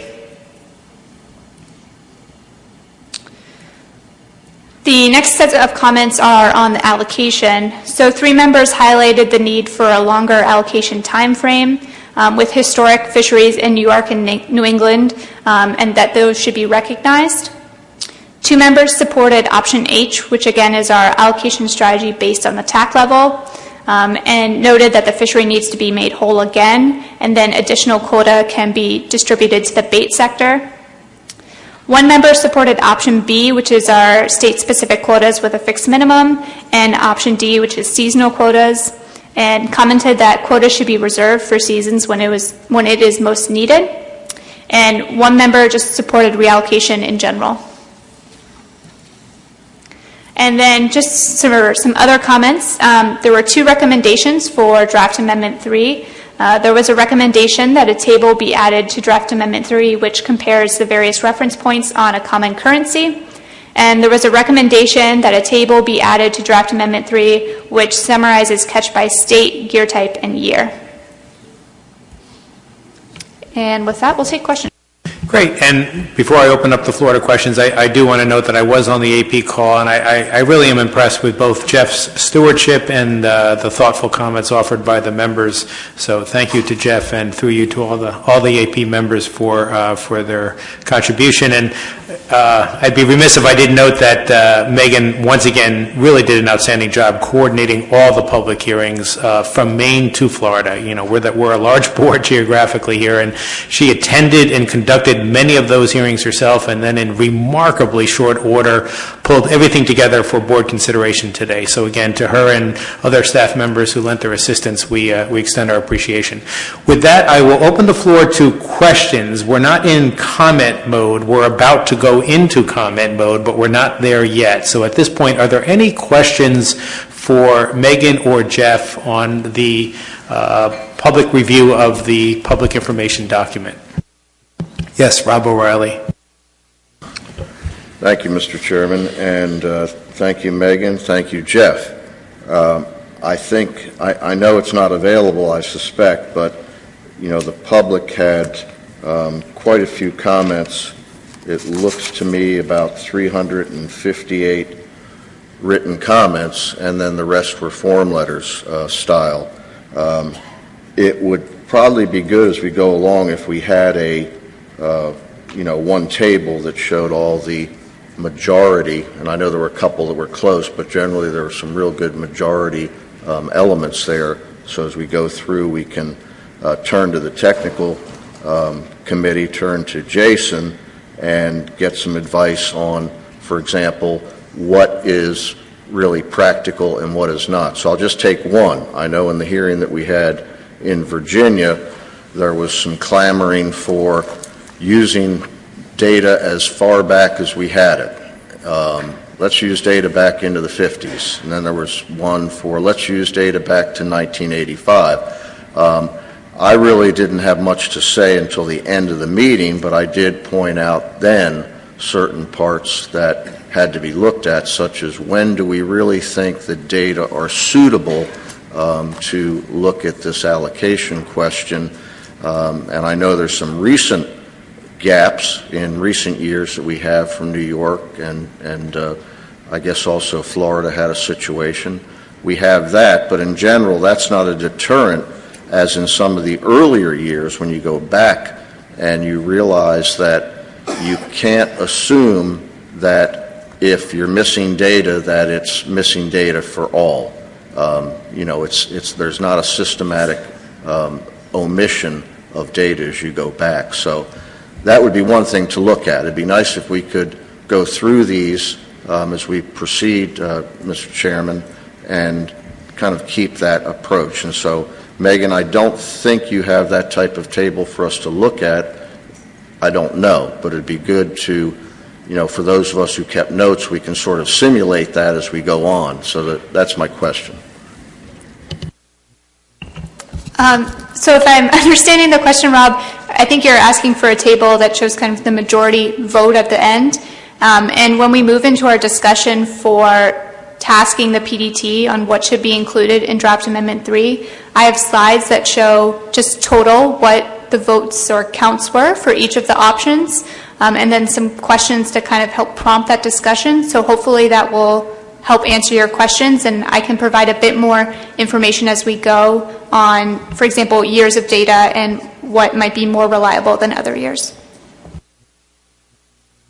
Other questions for either Jeff or Megan? Yes, Dave. Thank you. And I just want to say kudos to Megan for an outstanding public hearing in Maryland. Got a little bit feisty there in the beginning, but she worked her way through it, and we appreciate all the hard work that she did. My question, Megan, is on the state-specific quotas and the original and the first couple options. In option B, where it talks about the state-specific quotas with a fixed minimum, I have a couple different interpretations of that. If you could kind of refresh exactly what we mean by the 1% allocation as kind of a minimum. Thank you. Yeah, so the 1% is just an example. So something I'll be looking from the board today is if you guys want to pursue that option, what that percentage would be. But how that option would work is that we'll use 1% as an example, would be allocated to each state, and then the remaining amount would be allocated based on average landings from an allocation time frame. Seems like this might be a good segue to move into our next item, which really blends so well with what we just went through. And that is item 6, guidance for the PDT on the development of Draft Amendment 3. So to summarize, our aim now is to essentially launch the next step in the amendment process by providing guidance to the plan development team on the issues and options to be included in the document and subject to further development. We've got about 45 minutes for this item, so and we've got a lot to work through, so let's see how well we can do here. To help frame and guide the discussion, let me give you a sense as to how we plan to proceed today and how we plan to proceed over the next 5 months. A lot of this Megan has already noted, so I'm just going to tick through this quickly. For today, we're going to go back over the issues set forth in the PID and consider which issues and options the board wants to retain and which, if any, the board wants to eliminate, modify, or add. My MO will be to seek consensus and call for motions and votes only if there are competing views among board members. And I would hope that that would not happen often, but we'll see. Given the large amount of public input received during the review of the PID, I do not plan on taking any additional public comment today. Keep in mind that we're still essentially at the conceptual stage. That is, framing the issues and options to be fleshed out by the PDT for development of the draft amendment, which in draft form will be brought back before the board for further review. So in moving forward today, we are not the board is not committing to any particular direction or outcome. We're just framing. Looking ahead, as Megan indicated, this is a relatively new development, but I think it's an important one. We are going to use our May meeting to hear back from the PDT in the form of an interim status report. That will give the PDT the opportunity to report out on how their work is progressing and the opportunity to seek clarification from the board on any issues or options they may need further guidance on. It will also give the board and the public the opportunity to see how things are taking shape and respond accordingly. And then, of course, we'll use our August meeting to review and approve the draft amendment for public comment. Are there any questions on where we are, where we're going, or how we plan to get there with particular reference to our goals and objectives this afternoon? Is everyone clear on what we're about to undertake? I think the context is very important. Sometimes these sort of discussions tend to get into a pro and con as to which option we prefer. That's not really the point. The point is, how do we want to frame the document to be developed by the PDT? I see no hands, so I assume I was effective in trying to characterize where we are. So we'll move through the issues now by first addressing reference points. And as Megan noted, and I think this is going to be very helpful to kind of help set the stage for the board's review of the reference point issue. Katie Drew has kindly agreed to provide a brief overview of that issue, summarizing both the work being undertaken by the BURP working group and the existing guidelines set forth in the PID. So, Katie, the floor is yours.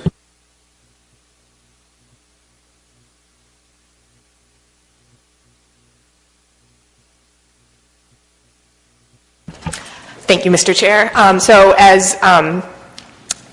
as was discussed, basically I just want to give you guys a refresher on some of the options that were name dropped in the PID so that everybody kind of knows what we're talking about when we go through and discuss the various pros and cons of the options that are going to go out for public comment. So what we have basically on the table for consideration are single species reference points, which are a product of the most recent benchmark stock assessment, generalized ecological reference points that are kind of existing guidelines for forage fish, and this includes specifically the Lenfest report and the 75% BMSY rule of thumb that have been referred to specifically within the document. And the third option would be the products of the Biological Ecological Reference Point Working Group that is working on this issue now for ASMFC. So this is kind of a table of some of the various options that are on the table so that you can get an idea of the scale that we're talking about. The top in gray is the Amendment 2 BRPs. So that's what's been used most recently to manage Menhaden. That includes the F15% MSP, where MSP is your maximum spawning potential. So the idea of these F reference points is that F15% MSP would leave 15% of your maximum spawning potential in the water, so that you would fish at a rate that leaves the population at 15% of its maximum spawning unfished potential. And you can see the values over on the far side. So the threshold in the past was 2.98 or 15% MSP, and the target was 1.03 or 30% MSP. The most recent benchmark stock assessment produced single species reference points that are similar in concept, but recommended different values. So the threshold proposed by the most recent benchmark stock assessment is the 1.26 or 26% MSP, and the target would be F57% MSP of 0.38. The Lenfest report recommends a value that's essentially, based on where we are with the stock, half of the natural mortality value for this species, which works out to an F of 0.29, and that's essentially equivalent to an F of 64% MSP. And so on the bottom row, you can see where we are right now. That is, the F in 2013 was 0.22, so it was below all of these reference points, indicating overfishing is not occurring. So this is kind of a framework for some of the options that we're going to talk about with actual numbers attached. So the first option kind of on the table is these generalized ERPs for forage fish, existing guidelines, I think they're called in the document.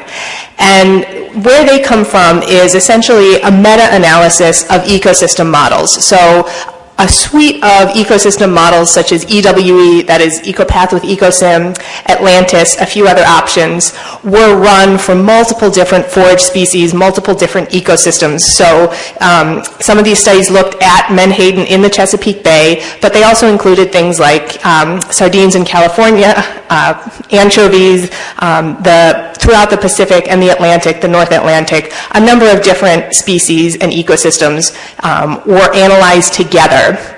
And the intent was to provide sort of a generic conservation buffer and a control rule, especially for data-limited situations, that would ensure that you left enough fish in the ocean to prevent stock collapse for the exploited species, as well as to prevent adverse effects for the predators involved. And they were really, the meta-analysis component was trying to look at options that would reduce this risk or reduce the adverse consequences to an acceptable level across multiple different situations. So that's why they're sort of, in a sense, generalized for forage fish, but they cover a wide range of ecosystems. So one specific example that's in the PID is a product of the Lenfest report. It's also cited as Pickett et al., where they have a number of different information tiers, and based on what they laid out, the TC felt that Menhaden fell in the intermediate information tier, which means that you apply this hockey stick control rule with a biomass threshold of greater than 40% unfished biomass and an F less than or equal to 50% of your natural mortality rate. So that's kind of laid out in this figure here, where that dashed line across the top represents your F threshold, that you wouldn't go above that F threshold, which represents about 0.29 for Menhaden. And then that happens at sort of your maximum stock size, and you ease that fishing mortality back as your stock declines, and below 40% of your unfished biomass, no fishing is allowed. So this is an example of this specific type of reference point from this specific report. Another option that was mentioned specifically in the report is this sort of 75% unfished biomass reference point from Smith et al. And again, it's a similar type of meta-analysis of ecosystem models, where the idea is you exploit the population, your target exploitation is a level that would leave 75% of the unfished biomass in the water. So that's essentially a F target of 75% MSP, which means that if we're at about F 70% now, we are close to the target, but still below the F threshold, which was sort of proposed to go along with this, would be a F 40% would be your threshold, and you would not fish above that 40% threshold. So the other option in terms of ecosystem models is the product of the BURP working group. These are a little different from the generalized models in that they are going to be Menhaden-specific models, and this includes a multi-species statistical catch-at age that's in production now.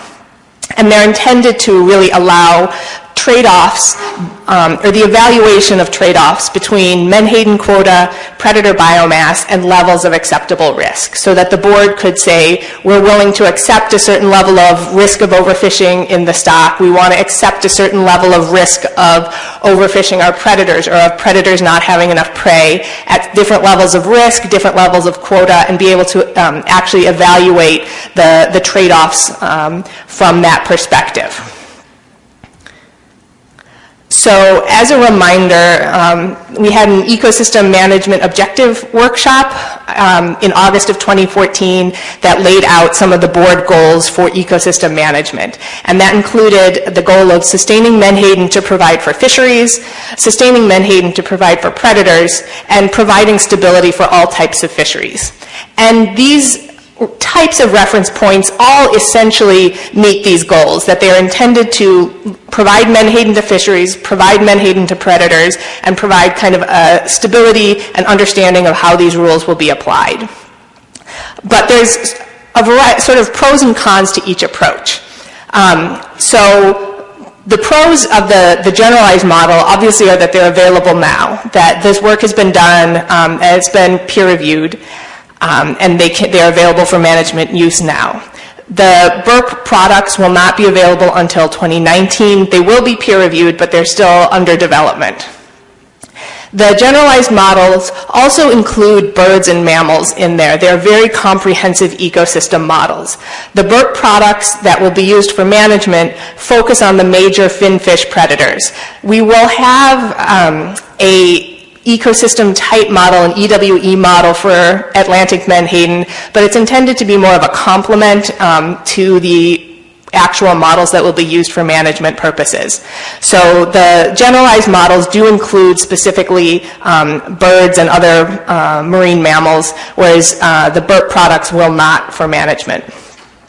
The pros of the BURP approach are that they are Menhaden specific, so we'll not be incorporating any data from other ecosystems, from other species or other fisheries. This is really focused on the Menhaden ecosystem, the Menhaden fishery.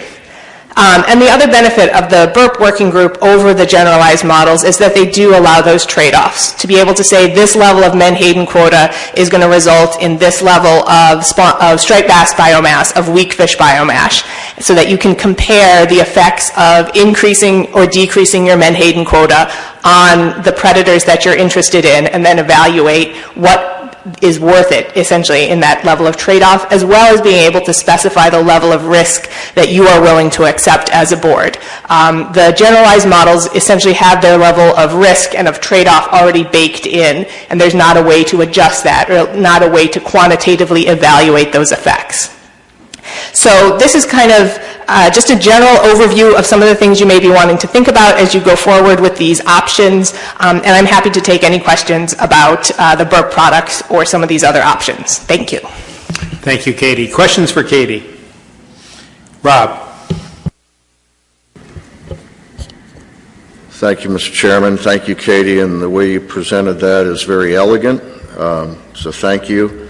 I guess what I don't know are a couple things, and I'm going to be indirect about the process a little bit, but the meta-analysis, is that as rigorously set as an assessment process that I'm more familiar with? So does the meta-analysis have the same scientific rigor that perhaps what's been done with the BAM model or something else? So that's one question, and I'd like to get the other question out because I don't want to raise my hand twice on this issue, so if that'd be okay with the chair?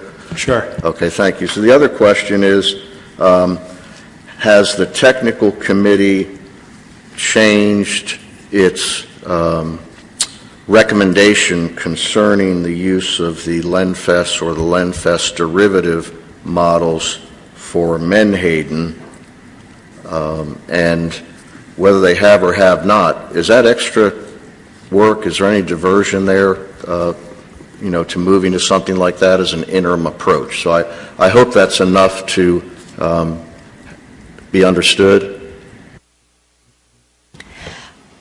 I would say the LenFest report, these EWE models, are certainly robust scientific products. I mean, it's not quite the same process as a stock assessment, and I think probably the stock assessment has to be a little more conservative in some of the choices it makes in terms of what quality of data, where we borrow data from, and things like that. But definitely the LenFest report is a very robust product of multiple scientists. There was a peer review process.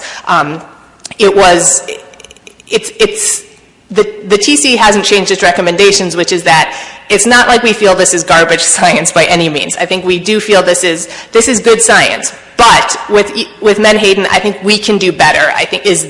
And we can do it specifically for Menhaden. I think our concern is not about the robustness of the meta-analysis and not about the robustness of the data that went into the ecosystems. It's more a concern about the generalized nature and the multi-ecosystem, multi-species features compared to the benefits of a product that is specific for Menhaden and for our fisheries. We have Jason McNamee, our TC chair. I think you may want to add to Katie's response. Yep, agree with everything Katie just said. I just thought I'd hit one other aspect of your question, Rob, and that was, I think you asked about the workload, and I actually thought about that a little bit in talking with Megan, and so we checked in on that specifically with Dr. Schuler about that, and so Dr. Schuler always puts things in these really nice ways, so I'm going to quote her directly, and she said, if we get a couple well-defined additional reference points, we can handle it. And so, the ones that we've been looking at here, I think meet those metrics if we're talking about, 1, 2, maybe that third hybrid version. I think we'd be okay to produce them. Keep in mind, I guess I will add that when you're talking about the burp and the Menhaden Technical Committee and the update assessment, you're talking about the same people each time, so that's something to keep in mind also. Thank you. Additional questions? Emerson.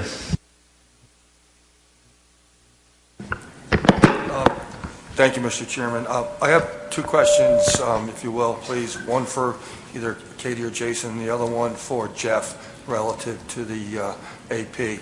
So my first question is, Katie, in your presentation and also in the document, you refer to generalized models frequently.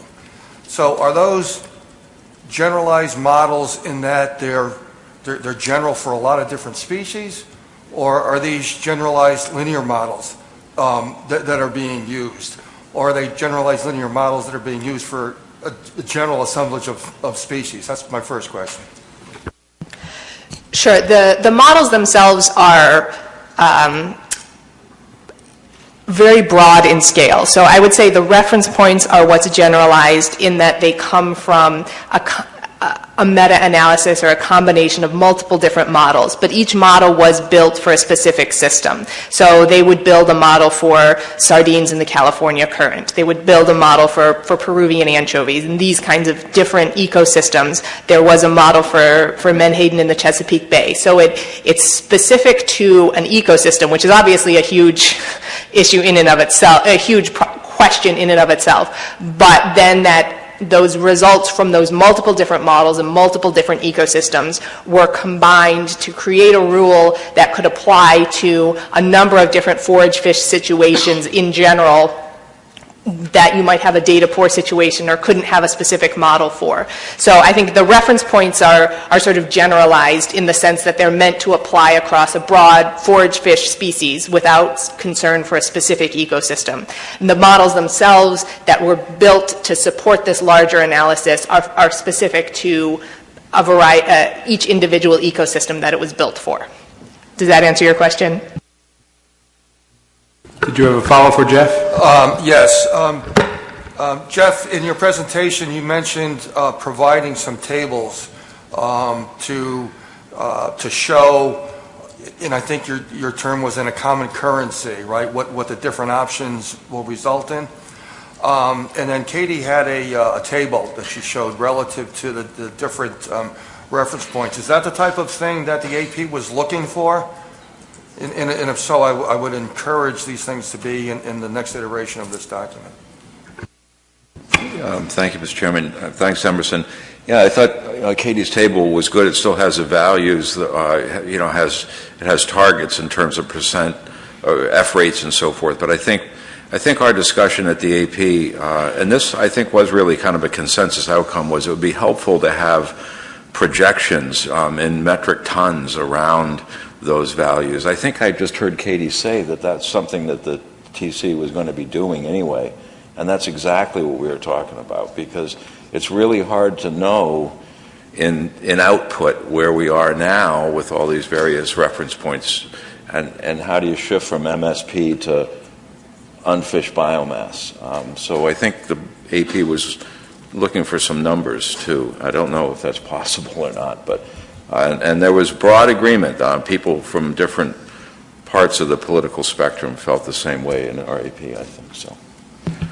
Katie, did you want to offer something? Or I mean, certainly, I was specifically referring to the BERT products rather than the TC products, but I think that is, if that's something that the board and the PDT would feel would be helpful, I think we, within a limited set of options, so it's not go out and do this for every single ecosystem reference point you can think of, but if you could limit it to a couple of options, I think we could do some projections on that, if that would be helpful. And just to remind the board, we're going to be having to set specifications for 2018 at about the same time that we're going to be working through these options. So the two really do go hand in hand, and I think it's inevitable that we're going to be looking at projections that relate to these various options once we get to that point. That's my sense. John McMurray, you had a question? Yeah, thank you, Mr. Chairman. Katie, it looks like the BERT product won't be ready until 2019, but presumably that has to go through a number of hurdles and it has to be formally evaluated. When can we expect it to be ready for prime time or for real management use?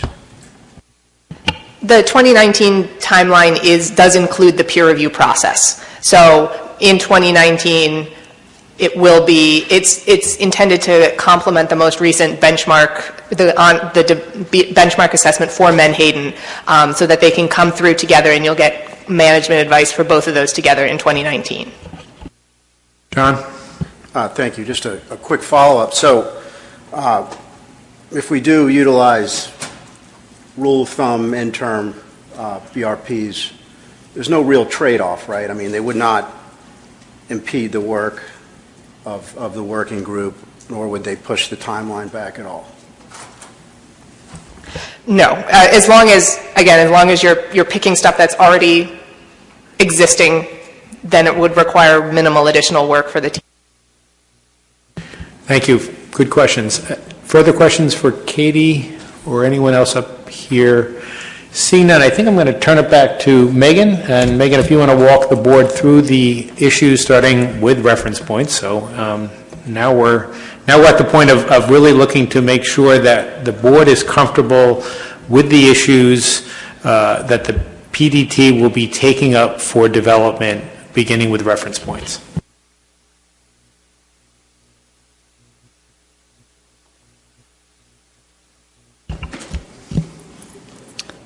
If we can go to the next slide. Thank you. All right, so what we have on this slide here are the public comment summary, but I've just taken the total column at the bottom of the tables that I previously presented, just to, again, remind the board of what the various comments were in favor of.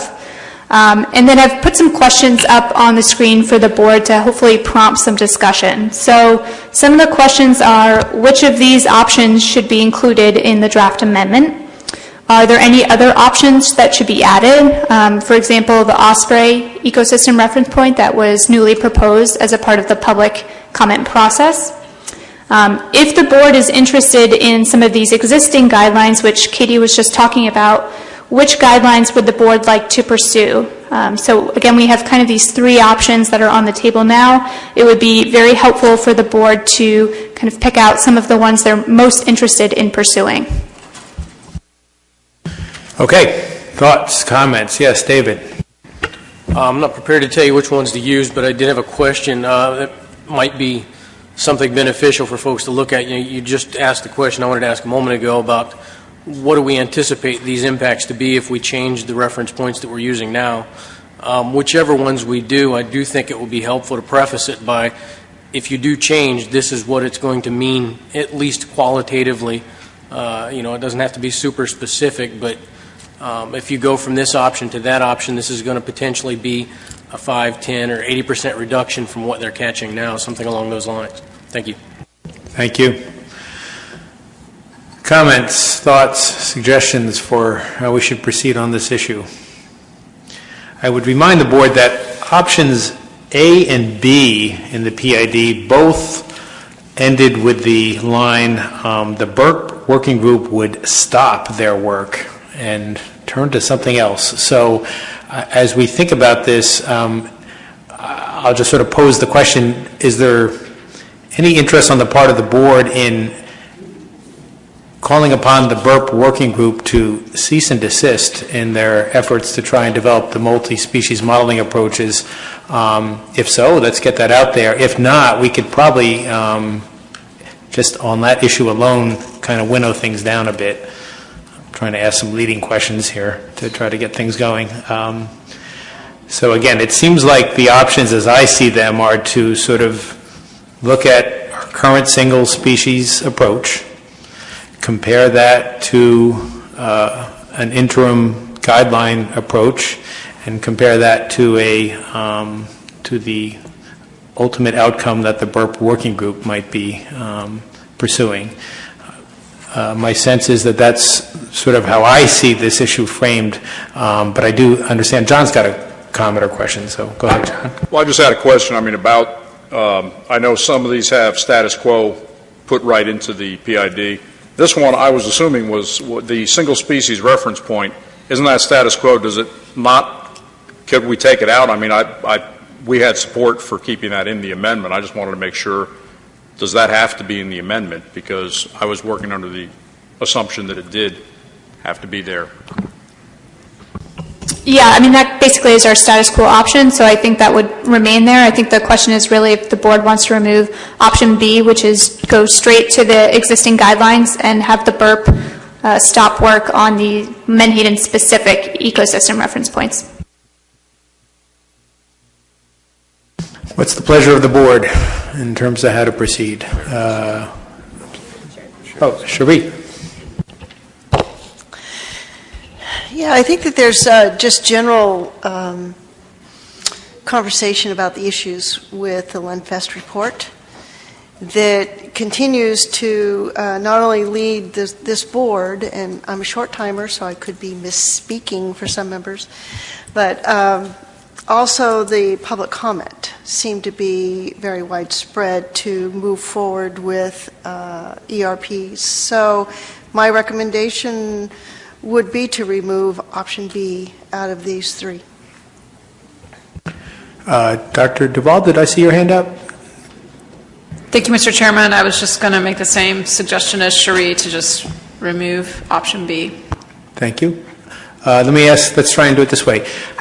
Is there any opposition to removing option B from, that is to not include it in the development of the drafted amendment? Seeing no opposition, it seems like we've made some headway on that issue. Other thoughts and comments in terms of how to frame this issue with particular reference, I think, to the range of existing guidelines and whether that can or should be honed at all. I think there were at least 2 or 3 examples. Terry Stockwell? Yeah, thank you, Mr. Chairman. My sense is to leave the other 3 issues in there. I can't speak for all the other public hearings, but there were no, as Megan's presentation displayed, there are no public comments in Maine on the reference points, and I think clearly it's because most of the people in the room didn't have a clue what she was presenting.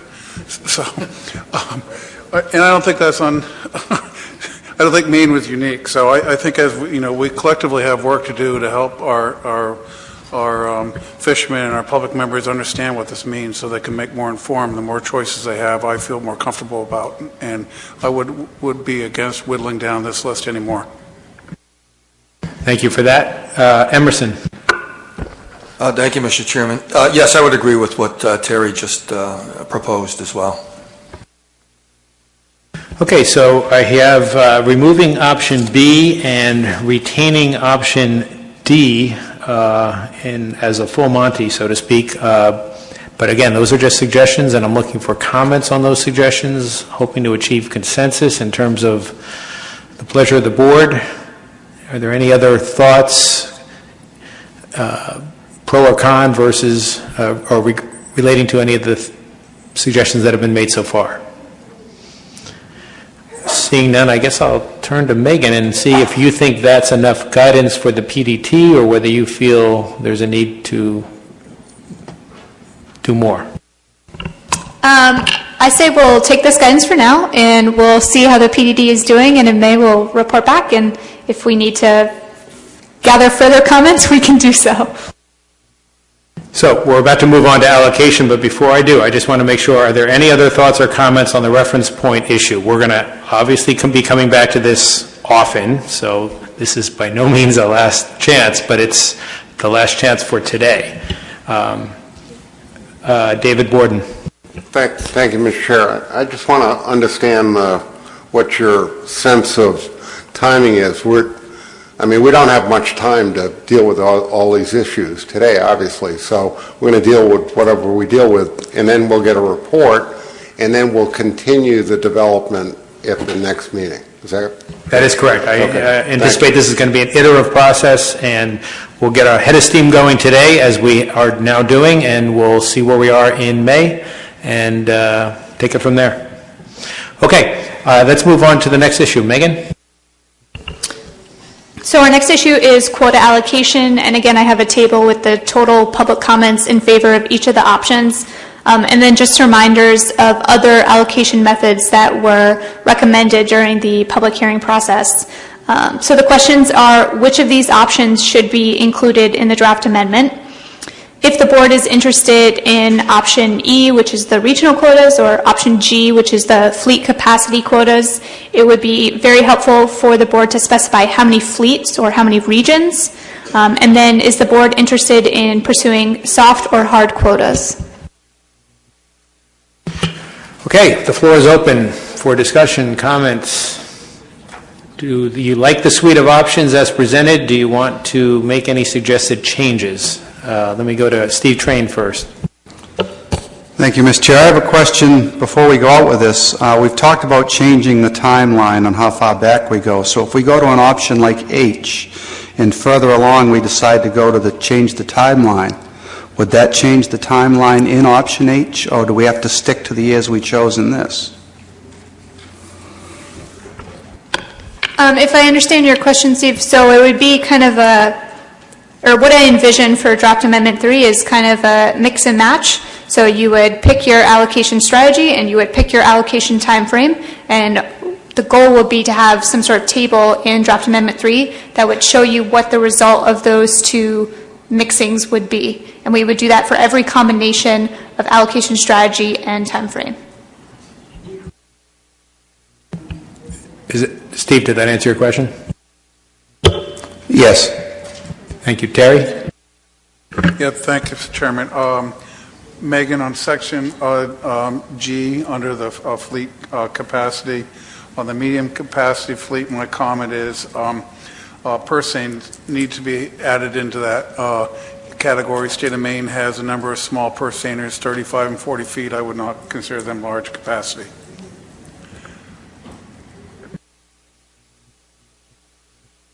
Duly noted. Thank you.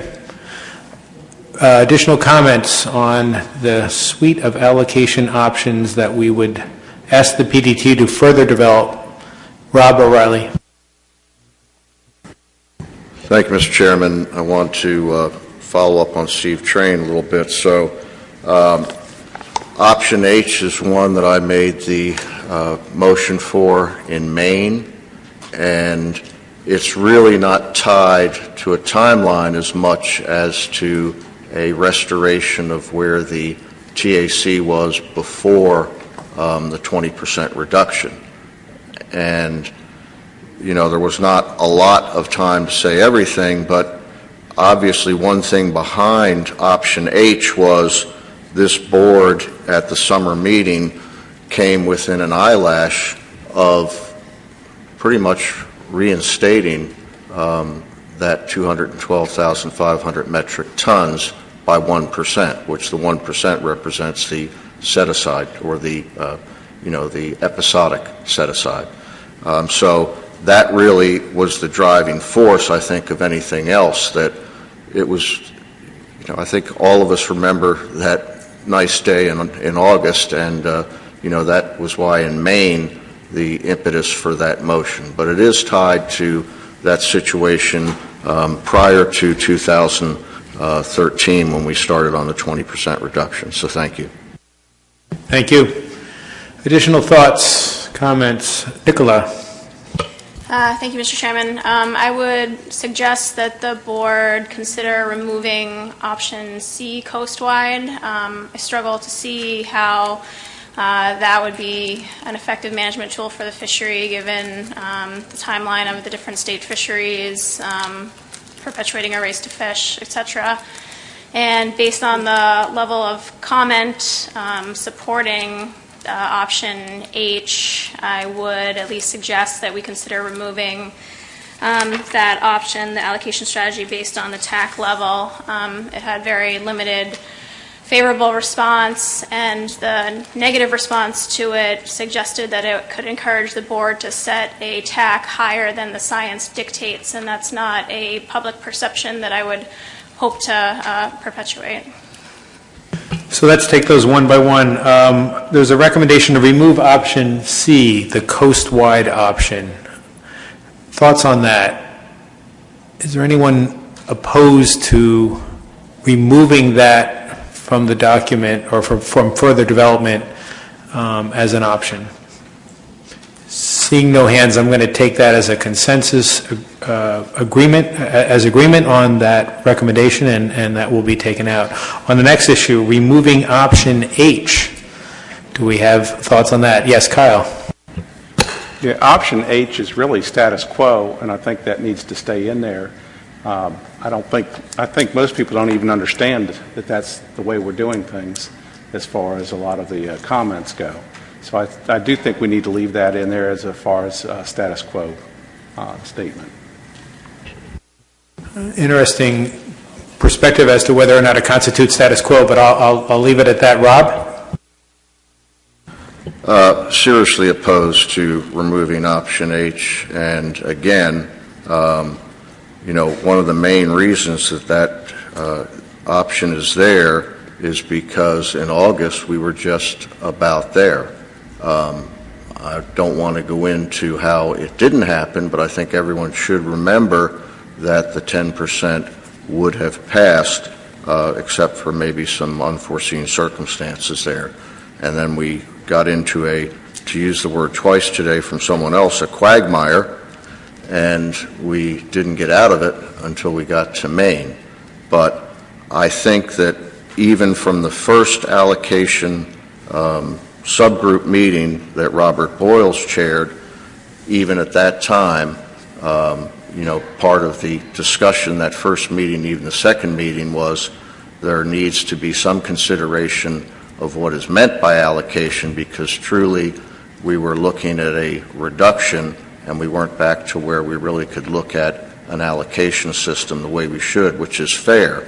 Part of the call throughout the process, I think there were 7 calls that Robert adroitly handled because he never really made decisions. He allowed the group to have discussions and give the board guidelines, but throughout, fair and equitable were the rallying thoughts. And I think there's a certain amount of fairness given that option H is not finding fault with what has happened previously, but it is saying that at the time that there was the reduction, which we've all heard many times, we went by the science we had. Our current chair of the ASMFC was the one who initiated, we need to get away from the problem we're in with the threshold.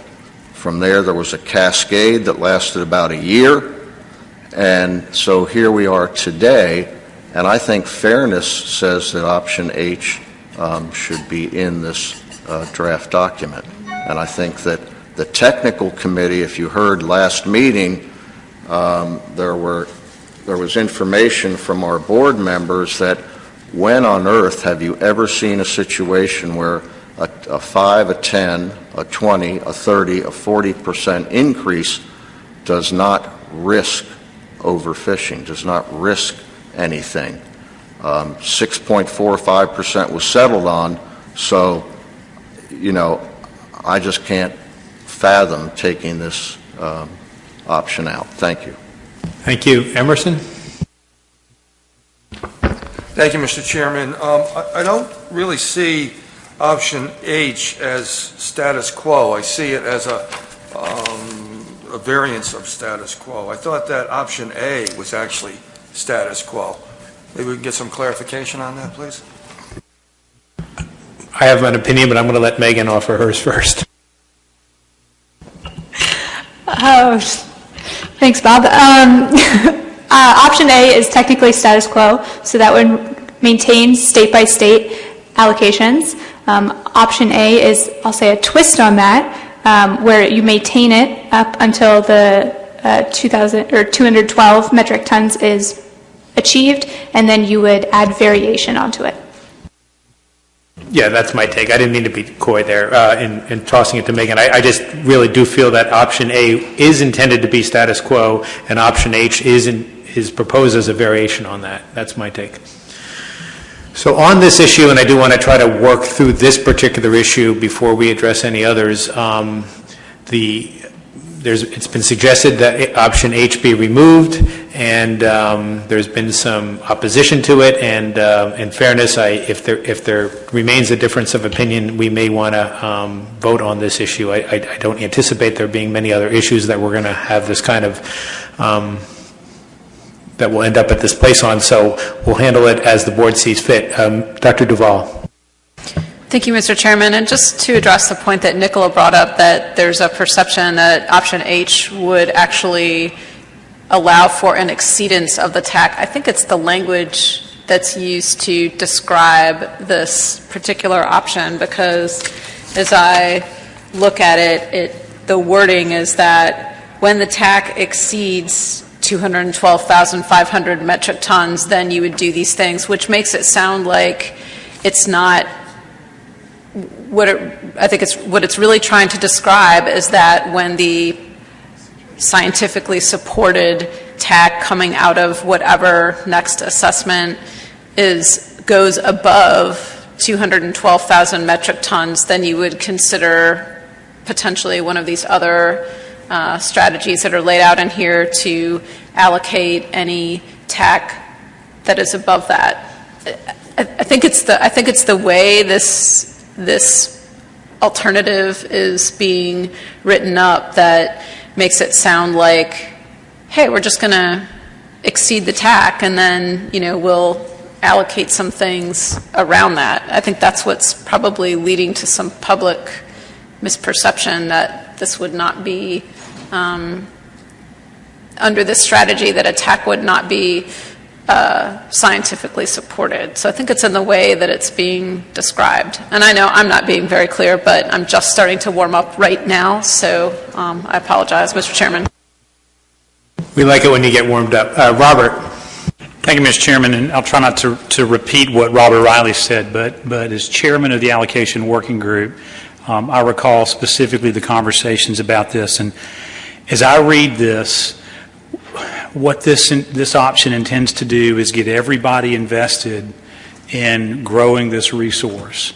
And to Mr. O'Reilly's comment, this was really the conversation in our early allocation discussions about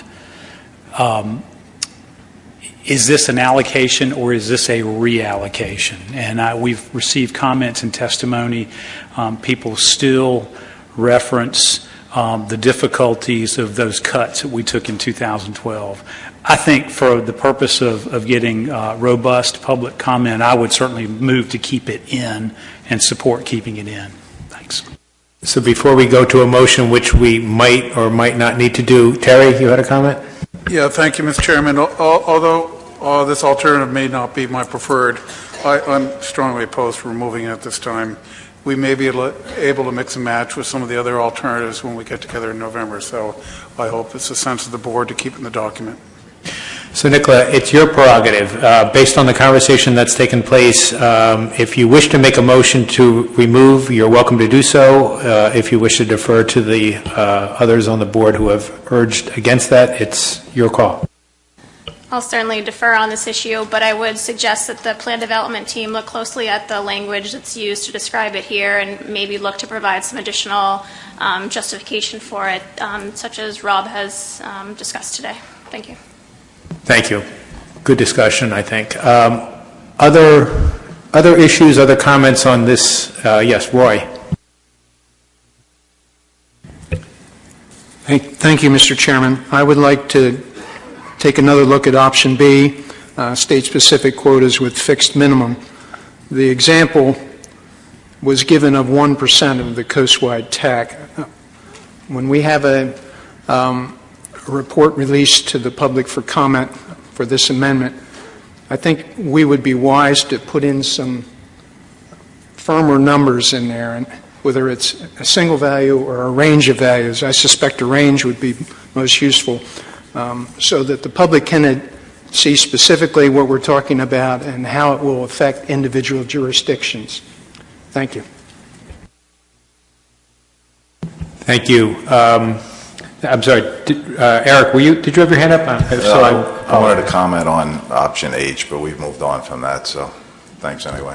If you want to bring it back, I'm sorry. Well, as far as I read this, and option H is status quo up unto 212,000 tons, and then it is some other option for the amount over 212. So if we go to 220, then we're going to have status quo for the first 212, and then we're going to have another option for the next 7,800 tons, something like that.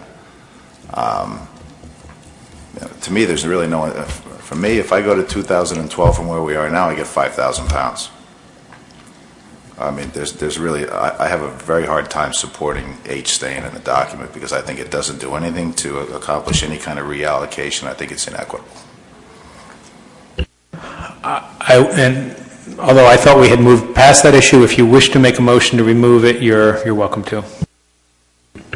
I don't have any problem letting it go forward. I just wanted my opinion out there. So.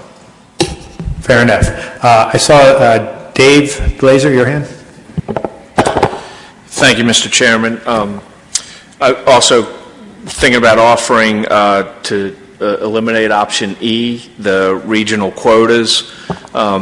Basically, one of the issues we have with it is it kind of creates an inequitable access between the large mobile gears and the stationary gears, and just thinking that those regional options aren't going to play well.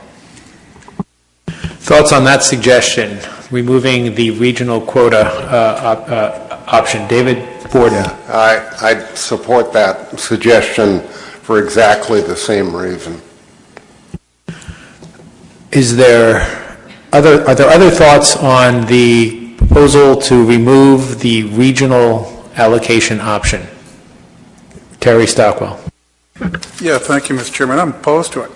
I think it's an alternative that is worthy of further development and consideration. It was one of the options that was supported in the State of Maine's hearings. I would be remiss if I were not to express that opinion.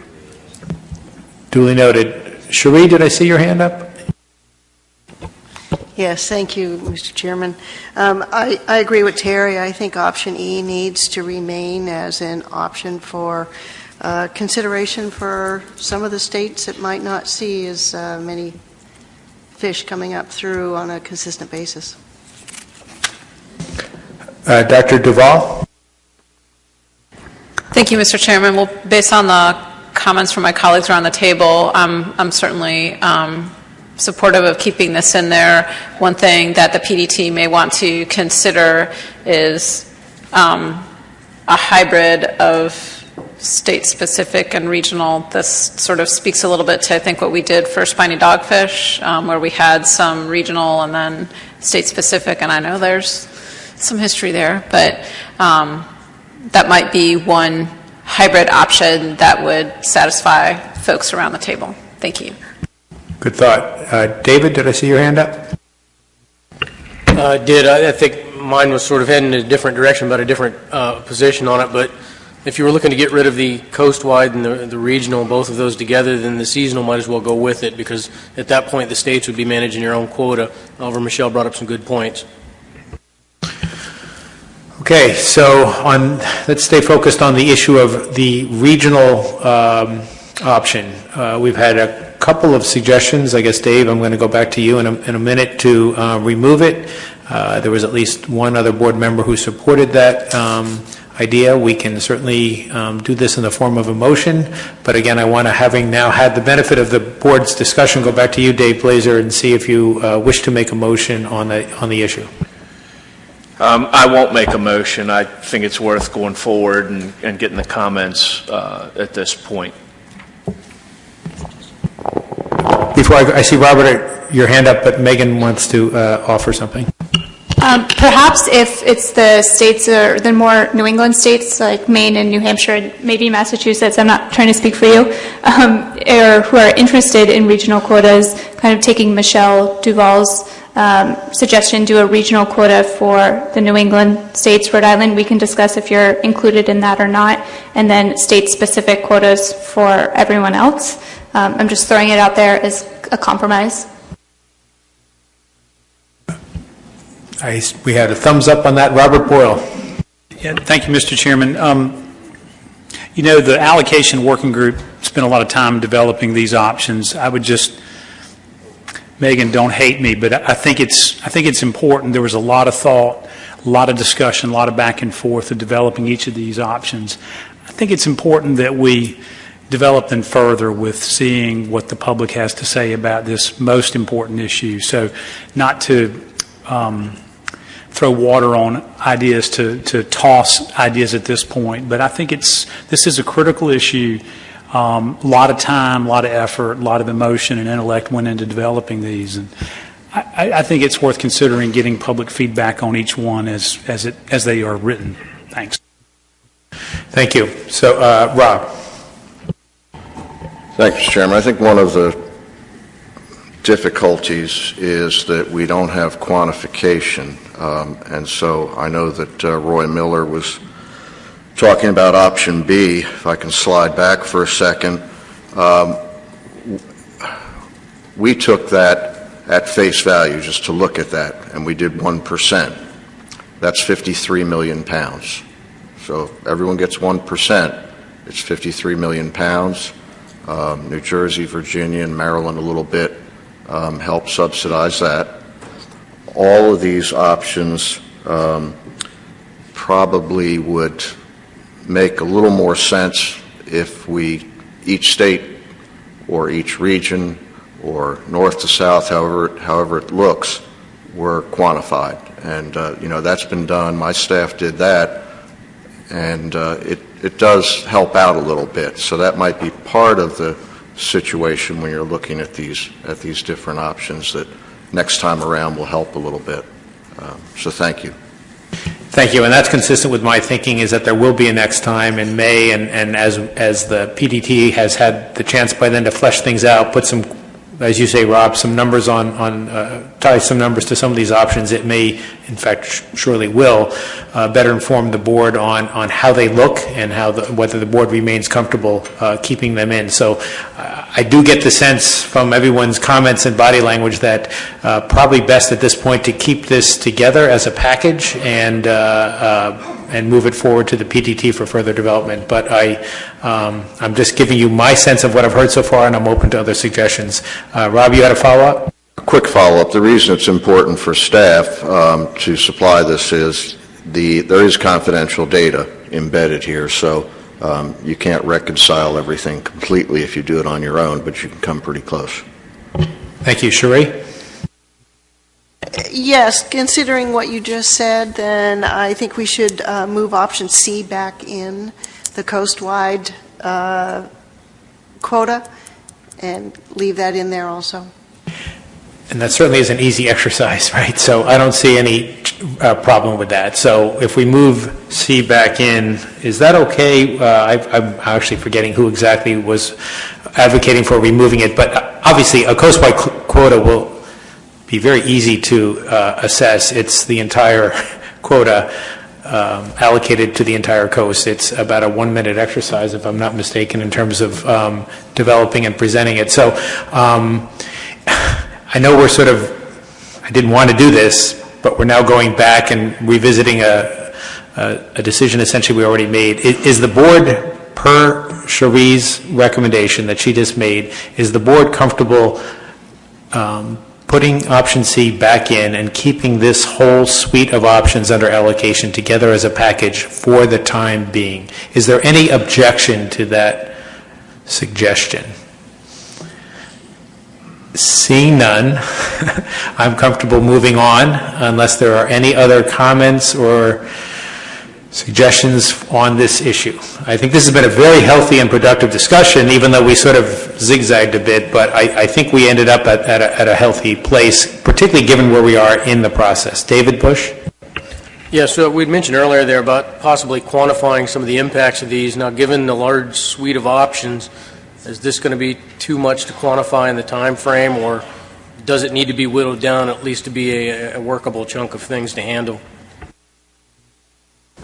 I think it's going to depend on the number of allocation timeframes the board is interested in on the next topic. I just will highlight that it is a pretty tight timeline for Amendment 3, and keeping all of these options in is going to be a pretty hefty workload, and I'm not saying the PDT is unwilling to accept the challenge, but I am going to say that it would be very helpful to get some guidance perhaps on preferred ones that you would like the board to, or the PDT to work on first.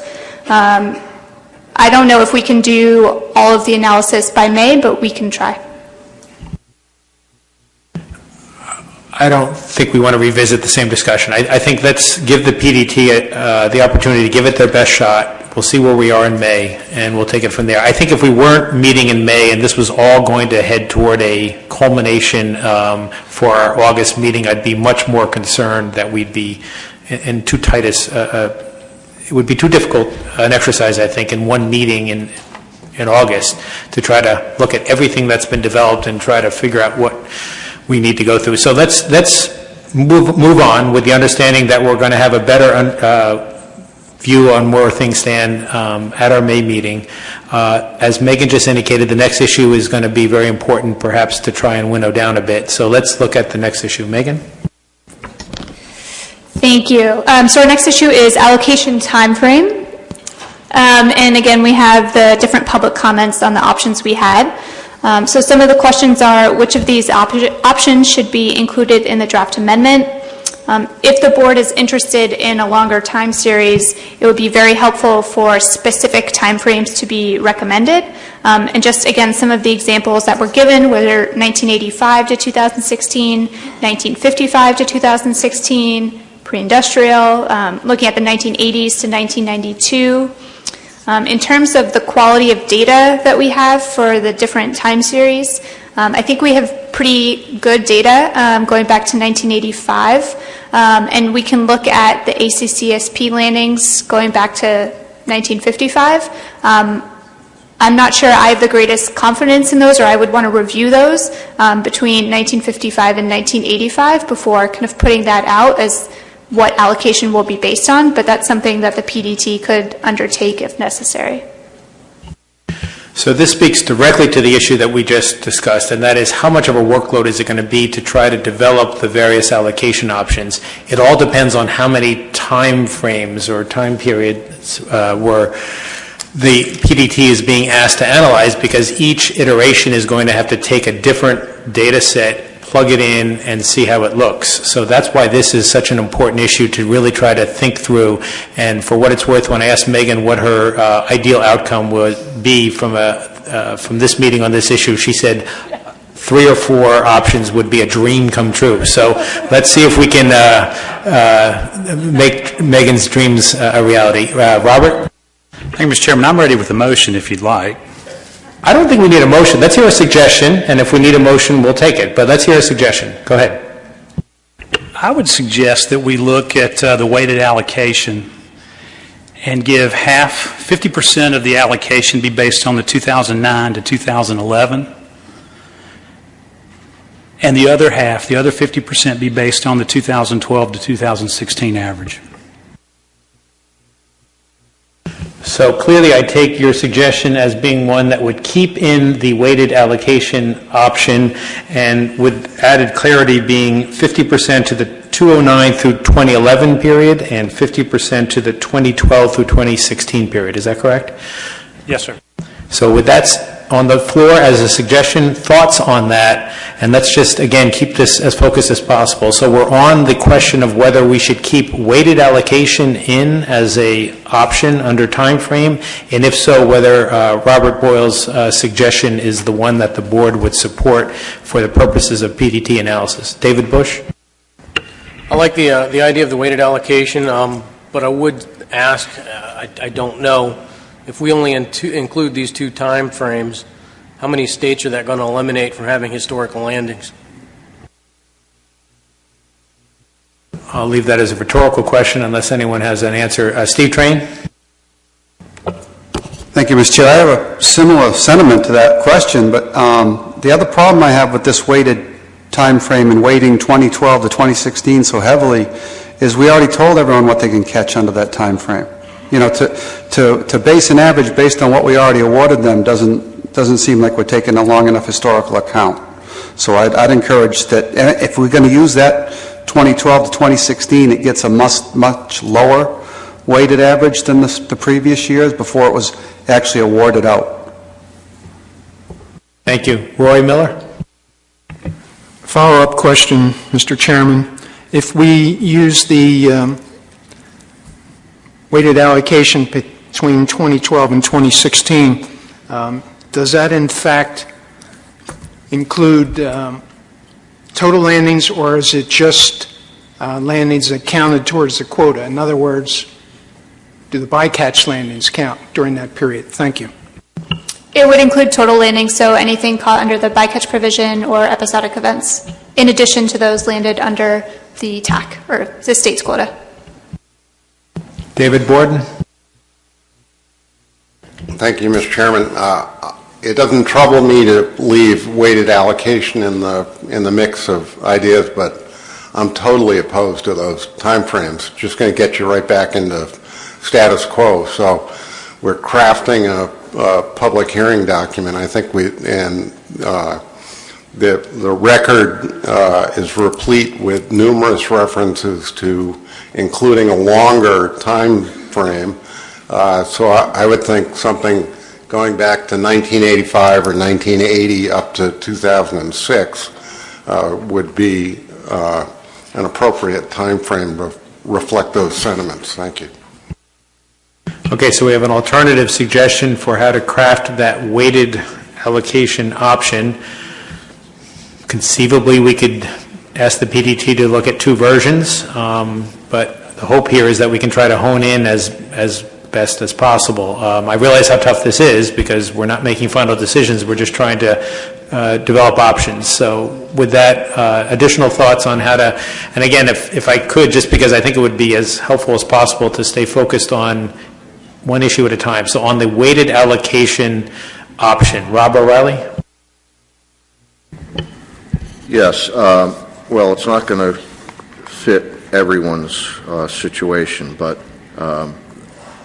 what Robert indicated, I think, since 2013 to 2015 is, post-regulatory action. If 2009 through 2012 were coupled, I think there is a mathematical difference there. So I would say that about Robert's suggestion there, or motion, pardon me. On the other part of it, what I started out today asking about was where the technical committee can give us an idea of accuracy, where the technical committee thinks the starting point should be. I doubt it's 1985, so that poses a problem. I don't know whether it's 1995 on, but I think we need to know that as well, to explore that a little bit. And those that have worked with the data more closely than we have certainly have a sense of that. So, it's not an option. You asked for about the weighted option. I do support the weighted option, but maybe it should be pre- and post-regulatory if you're going to start with 2009, or even if you're going to go a little bit lower than 2009 or back further. Rob, were you looking for a response as to the extent that the TC might be able to respond to your question? If that's possible, I think that's really central to all of this, that we need to have a starting point where we look at this. Otherwise, we're going to come back and there'll be a lot of discussion about, well, wait a minute, that's not good data because that wasn't reported back then, this wasn't done back then, so we need a starting point. All right, so I'm going to look to my right and see if anyone wants to take a crack at that. Jay? Yeah, I'm probably not going to give you a very satisfying answer, Rob.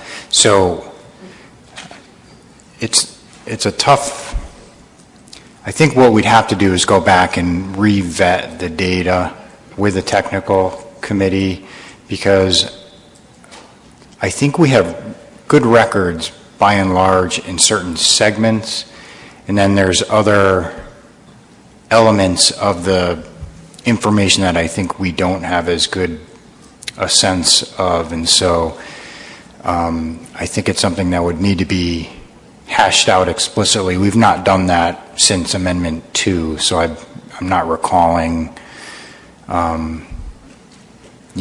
what those timeframes were where we had more confidence. Certainly in the most recent period of time, with the advent of ACCSP and people realizing that their history was going to mean something, I think things have improved greatly, but there's still good data back in time as well. But what I'd like to be able to provide the board is a better qualification of what the trade-offs are the further back you go, so that you can make a judgment as to whether that is quality data or not.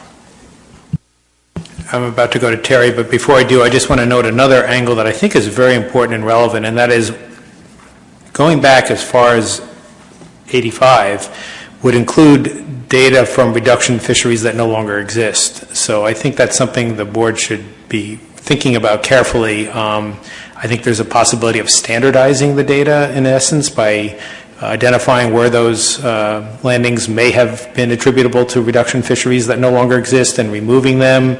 That would be, therefore, standardizing to bait fisheries only, with the exception of Virginia, of course. I don't know how easy that is to do, but I think it might be a relevant issue to at least consider. Terry Stockwell? Yeah, thank you, Mr. Chairman. Just reflecting upon your comment there and following up on Dave Borden's comment about the public support for a longer time series. If you look back, at least in State of Maine's records, in order to reflect the history of why we're in an episodic fishery right now, much of the landings we had were in the 80s. So if we're going to lengthen the time series, it's got to reflect that time period and prorate the reduction landings around that time. Likewise, if we get into a weighted allocation, a portion of it's going to reflect a time when the states had traditional landings are counted. Otherwise, I mean, the one thing I can't speak for everyone around the table. I just assume remove status quo. It hasn't worked. We're all bickering about it. We want to get rid of one option. Let's get rid of status quo. Okay. Suggestion made there. David Borden? Yeah, thank you, Mr. Chairman. I'll make this quick. Just to follow up on Terry's comment, we're managing, I just remind everybody, we're managing this stock in an extraordinarily conservative manner. And what's going to happen is the population is going to continue to grow and expand, and I think that's what we all basically want. But one of the things that it will do, it's going to redistribute northward, and especially if there's global warming going on. So it's going to end up in every little nook and cranny up in the Gulf of Maine. And so if you look at the historical record, if those fisheries existed 20 or 30 years ago, there's no reason to expect that we won't have those fisheries again. So I think we have to at least put in the public hearing document a really long time frame that reflects that potential. Thank you. Okay, so this is a challenge, because I do think we need to come to terms with 3 or 4 options for the PDT to develop. It's not a final decision, but it's an important step in the process, because it's going to be, I think, of critical importance to the PDT as they work through the other allocation options that we just reviewed. Each one has got to be plugged with a data set reflecting some history.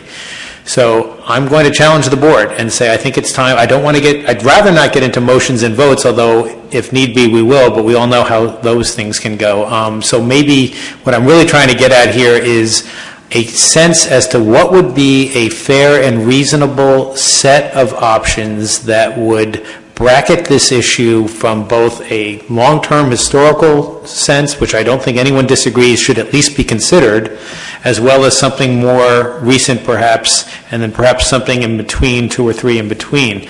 That's the challenge before us right now, is to try to come up with options that really cover the ground well. Robert?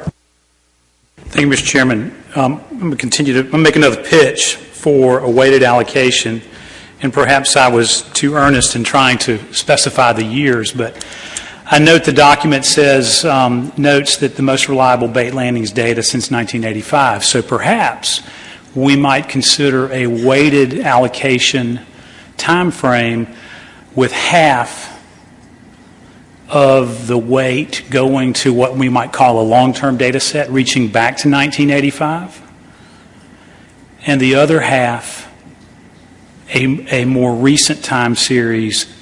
I would submit to you post Amendment 2, I don't know what that time frame is, 2013 through the present. I mean, clearly they're going to be, we've all got our own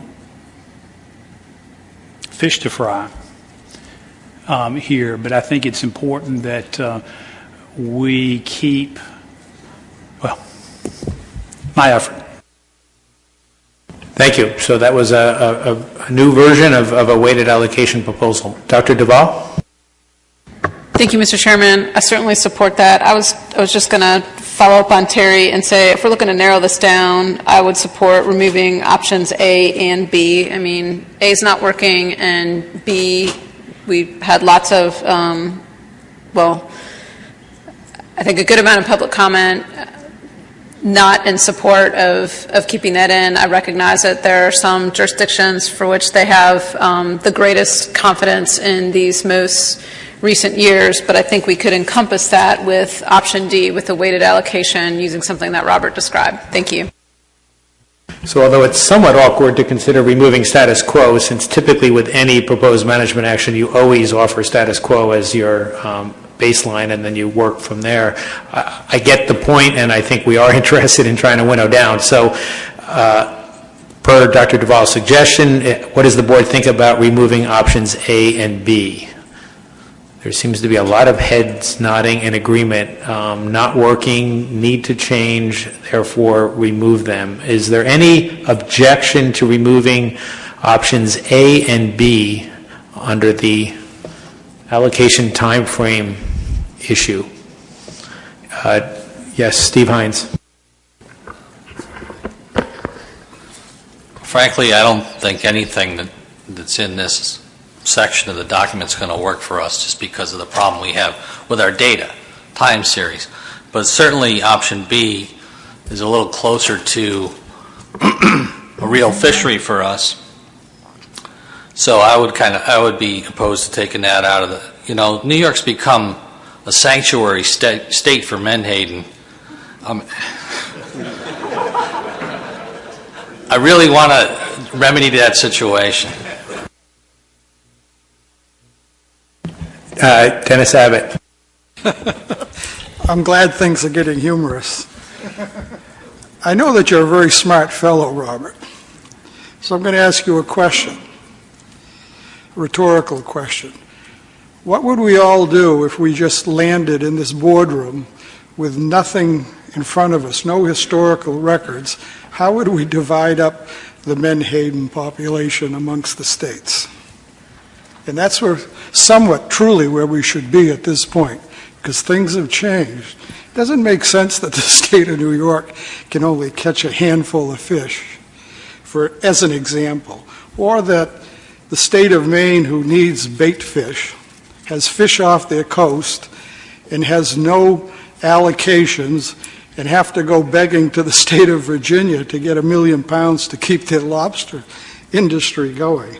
It really gets funny, but maybe you could answer my question, what we would do if we just dropped into this room with nothing but our common sense to lead us to a solution. Nope, you asked it as a rhetorical question, so you're not going to get a response. Robert? Dennis, may I take a swing? The intention of offering a proposal in terms of weighting an allocation formula is to account for the historic aspects of this fishery upon which so many of our communities and anglers and fishermen depend, and kind of looking at the long-term allocation, but also recognizing that those of us in fisheries management are often criticized, with statements that, these allocations are rusted shut, and how do we deal with that? And so that's where the second part of my equation, in my mind, comes from, is you look at a more recent time series that accounts for, now we can't predict the future. If we could predict the future, none of us would be here, I don't think. But we could account for more contemporary and more recent changes in the fishery. So, Dennis, that's how I would do it, honestly. But this is coming from a guy who gets 0%, or a state that gets 0% of this fishery. So it works for me. So if I'm not mistaken, Amendment 2 utilized 2009 through 2011, because those were the most recent 3 years for which data was available. because of the way the amendment was reviewed and adopted, it missed 2012, even though it could have included 2012, if I'm not mistaken. The first year of the actual allocation was 2013. So one thought that I have is to retain a recent time frame just for the purposes of analysis, and that would be 2009 through 2013. Because, I'm sorry, 2009 through 2012, I misstated that. 2009 through 2012 would be 4 years prior to the initiation of the new quota allocation system enacted through Amendment 2. To me, subsequent to Amendment 2, everybody has been essentially locked in, granted with the bycatch allowance and the episodic event. It's arguably something that we should still consider, that is landings subsequent or in 2013 and thereafter. But I guess I just want to put on the floor for thought and consideration, just to see if we can get through this, at least for the purposes of analysis, an option that would look at 2009 through 2012, and then I definitely want to entertain further discussion on other options that would go farther back. But is there objection to using those 4 years as the sort of proxy for what we looked at and tried to do through the Amendment 2 process? And if there's objection, okay, sounds like there's objection, so sorry for trying to be thoughtful. Dennis, see, I'm not that smart. Richie, a problem with that approach? I'm struggling here. I'm looking at the public input up there, which we don't seem to be following in our what we're discussing. I mean, longer time series and weighted is what the public said that they'd like us to concentrate on.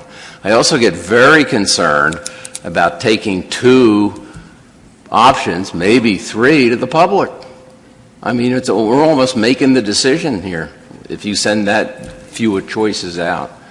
So I don't have the answer of what we should do, but I don't think we're reacting to the public unless we do a longer time series, unless we do some weighted. So I think we need a couple of weighted and a couple of longer time series. That's what I think they're telling us.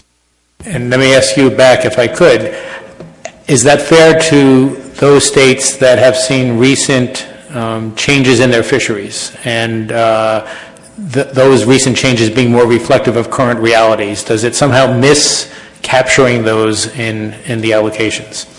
That's where the weighted can come in. That's how you can reflect that by weighting it. Thank you. That was a good answer. Okay, Eric Reed. Thank you, Mr. Chairman. 2009 through 2011 is the reason we have 70,000 pounds of fish. 2012 to 2016, it dumbfounds me that the state of New York would like to use those years when they caught some fish, but they didn't catch very many. And Rhode Island caught some fish, but we took advantage of episodic event, and if you took every pound and gave that to us in the future as a quota, we still wouldn't have 1%. I can't even think about using those 2 data sets. I think we should go back as far back in time as we can. And I mean, you take Rhode Island for an example, there was a really robust fishery in Narragansett Bay in the late 70s and the early 80s, but not 1 pound of those fish was landed in Rhode Island. But Narragansett Bay was full of big, giant purse seiners, and the fish went right to Belford, New Jersey. I don't know how you take that into account, but I want to go back as far in time as possible, not so much to show the fishery and the landings in the state, but the abundance of the resource to the state. So I think we need to go back as far as possible. If 85 is the year we have the most reliable data, that's as far back as I want to go. If it's more reliable further back, I want that. And as far as a weighted allocation goes, as long as we're mix and match in there, I'm good with that. But to use the 2 short periods is insanity to me. Okay, so let's see if we can come to terms on how we want to proceed. There's clearly interest in a long time series. I keep bouncing back and forth between trying to figure out where we can find consensus and then try to build from there. So let's see if there's consensus on a longer time frame, with 85 being, it looks like, as far back as the document suggests we might want to look. Is there anyone who would like to make a proposal for a longer time series? That would be option C, which was left ambiguous in the PID, and that's why we're struggling with this now, because the public supports it, and it sounds like the board supports it, but now we need to put some parameters on that as to what that actually means to be able to enable the PDT to do their work. So that's what I'm looking for. What is the longer time series? What should it be? And let's see if we can get consensus on that, and then we'll maybe move back to the weighted option. Does anyone have a suggestion for, and maybe it's as simple as 85 through 2016? I see Robert making a motion. I'm not sure what he meant. Megan, did you, we've got such a smart person here sitting to my right. Megan, given your understanding of the issue, do you have some thoughts on how best to frame this? I'll humbly offer a suggestion, just because, as a reminder, you do have options here. It doesn't have to just be one time series. We can take out a couple options. So this is just based on what I'm hearing from the board. One option would be 1985 to 1995. That would look at a more historic time period. The second option would be 1985 to 2016. That would be more of a longer time series. The third option would be 2012 to 2016. That would look at a more recent time period. And option 4 would be a weighted allocation from 1985 to 1995 with 50%, and 2012 to 2016 with 50%. So moved. I certainly like that as a proposal, so let's respond to that. And I'm sorry, Megan, I was following you right up to your weighted, your last option is weighted from the first being 85 through? Through 95 and 2012 through 2016. So basically weighting the option A and option C. Okay, let's respond to that proposal. Those are 4 options. Let's get comment on those 4 options. Thank you, Megan. How do people, what's the board's thoughts on moving forward with those 4? Robert? Thank you, Mr. Chairman. I like it. Just a question, what about the period 95 to 2012? We discount that, or we do not account for that in the weight. I was wondering if that's a third interim period, and you give each one of those a third, 33%. It sounds like that's a workable suggestion. So, thoughts on what Megan proposed and what Robert Boyles just amended in the form of options for timeframes. Steve Train. Thank you, Mr. Chair. I think 85 to 2016 does that, doesn't it? It treats every year the same. So that's kind of already there. And once again, I still have a problem with, and I'm not saying we need to go back to when Maine had fish. I'm saying I have a problem with weighting an average when basically only 2 states were allowed to fish. Because we already awarded them quota and giving them a heavier weighted average. If we're going to treat every year the same, that's one thing. But to weight an average when basically 2 states had the resource, it's not that there weren't fish off of Rhode Island or there weren't fish off of Cape Cod. It's there was no quota awarded to the states or not enough to make it worthwhile fishing. So to weight an average during that period, I have trouble with. Understood. These are not decisions. These are options to be further developed and subject to further review by the board. Dr. Duvall? Thank you, Mr. Chairman. And just to let folks bring folks back to something that Megan said previously about, trying to create some matrix of how things would look between issue 2, which is the allocation strategy, and issue 3, which is the allocation timeframe. I mean, I think when we're viewing these different options under issue 3, the timeframe, we're thinking in a very state-specific sort of sense. And we are also considering options that it would get away from a state-specific approach or have some hybrid in there. So I know it's tough to not posture ourselves right now with regard to what timeframe options are put forward. I think, these are fine. Let's see what we get back from the PDT, because we're going to have to match up some of these allocation timeframes with the different allocation strategies as well. So. Good point. I concur. Rob? Yeah, I just wanted to comment that, again, back to what the board asked to have a working group or subgroup talk over allocation options for many, many phone calls. And, you know, my interest at that time was to find out what everyone meant about capacity. And it sounds to me that everyone is looking now to where the questions were on those phone calls, not where things stand, but where things will be. But in some instances, things aren't there yet. And so I think we have to keep that in mind, that capacity is going to be different than it has been. And for whatever reason, you know, we chose to go a very conservative route when we made our increases to the quota. And so I think it's worth keeping in mind that by the time we get to Amendment 3 and by the time we have to set the 2018 specifications, some of these concerns might not be there. So that's one idea. The second idea, you know, we're going exploring now. So although a lot of us can imagine what things will look like with these different, you know, situations of time periods, we really don't know yet. And we will find out, and then we'll just have to go from there.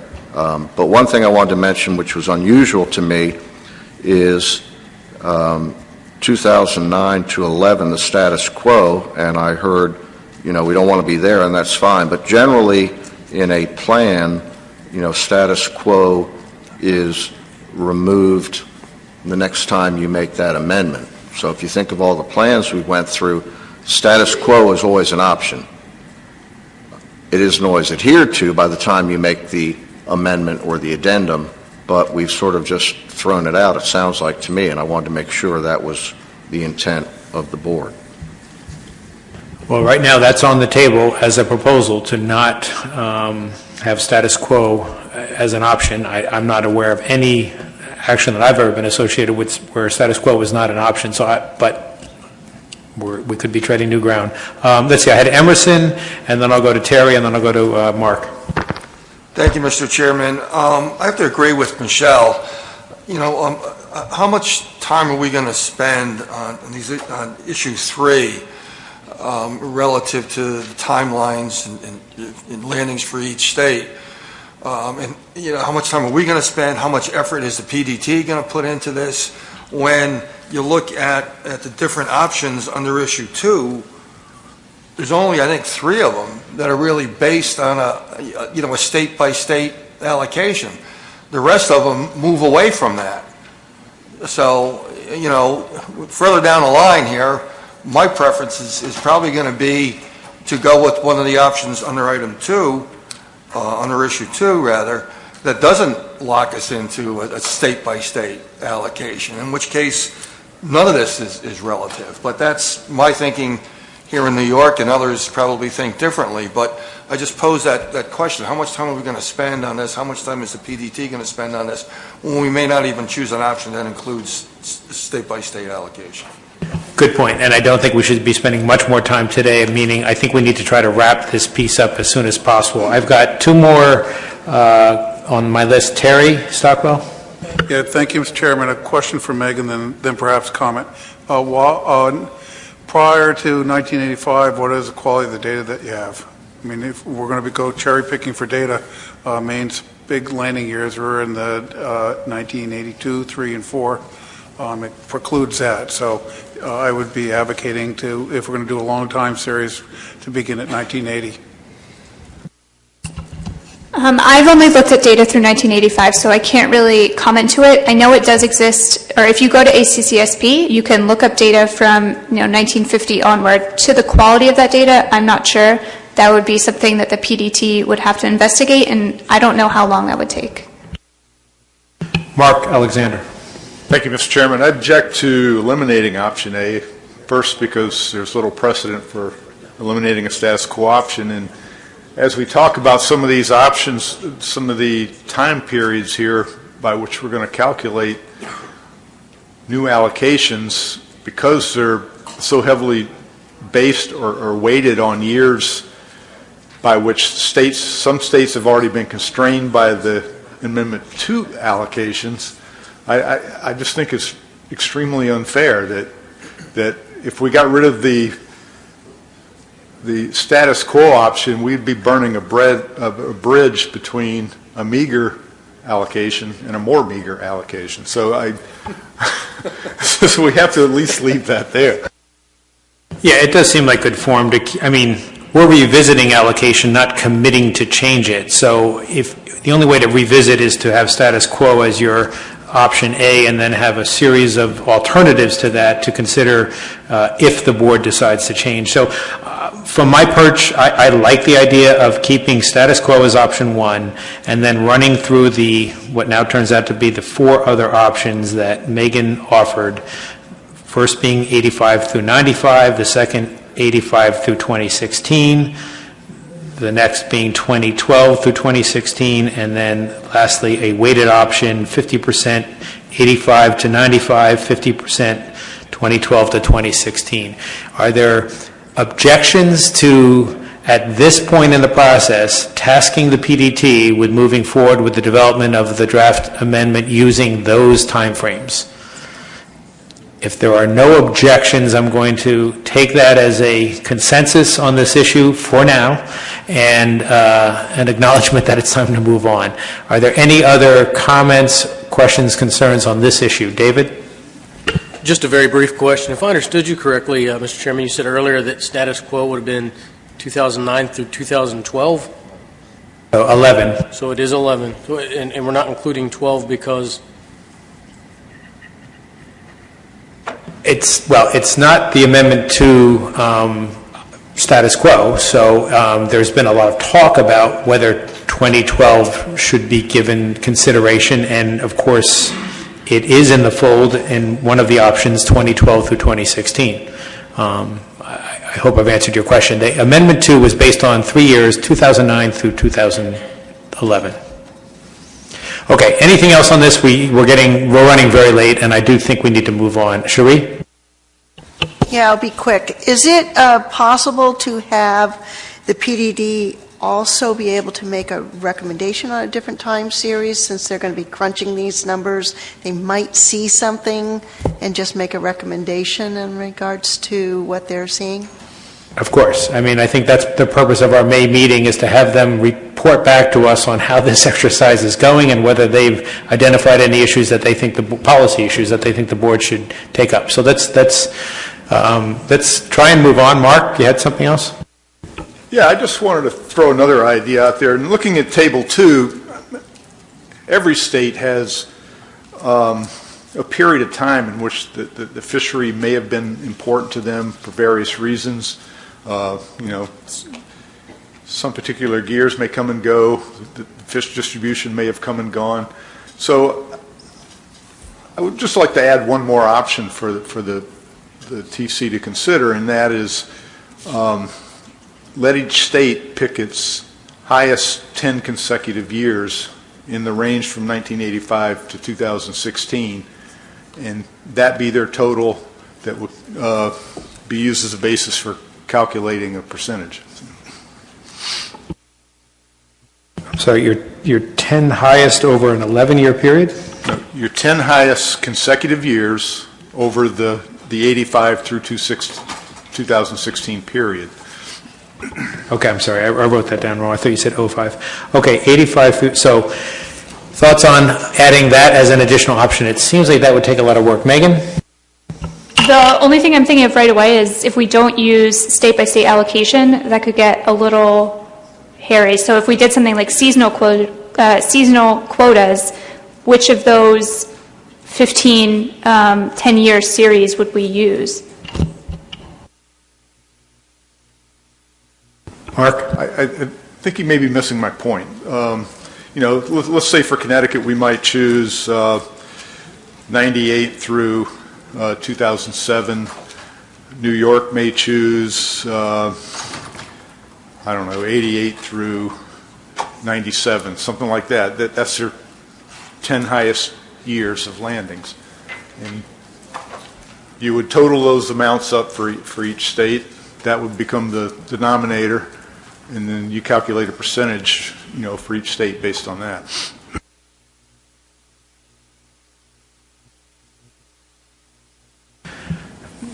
Well, it sounds like it can be done, no promises. It just adds yet another a layer of analysis, but it sounds like it can be done. If there's no objections, we can add that to the list. Roy?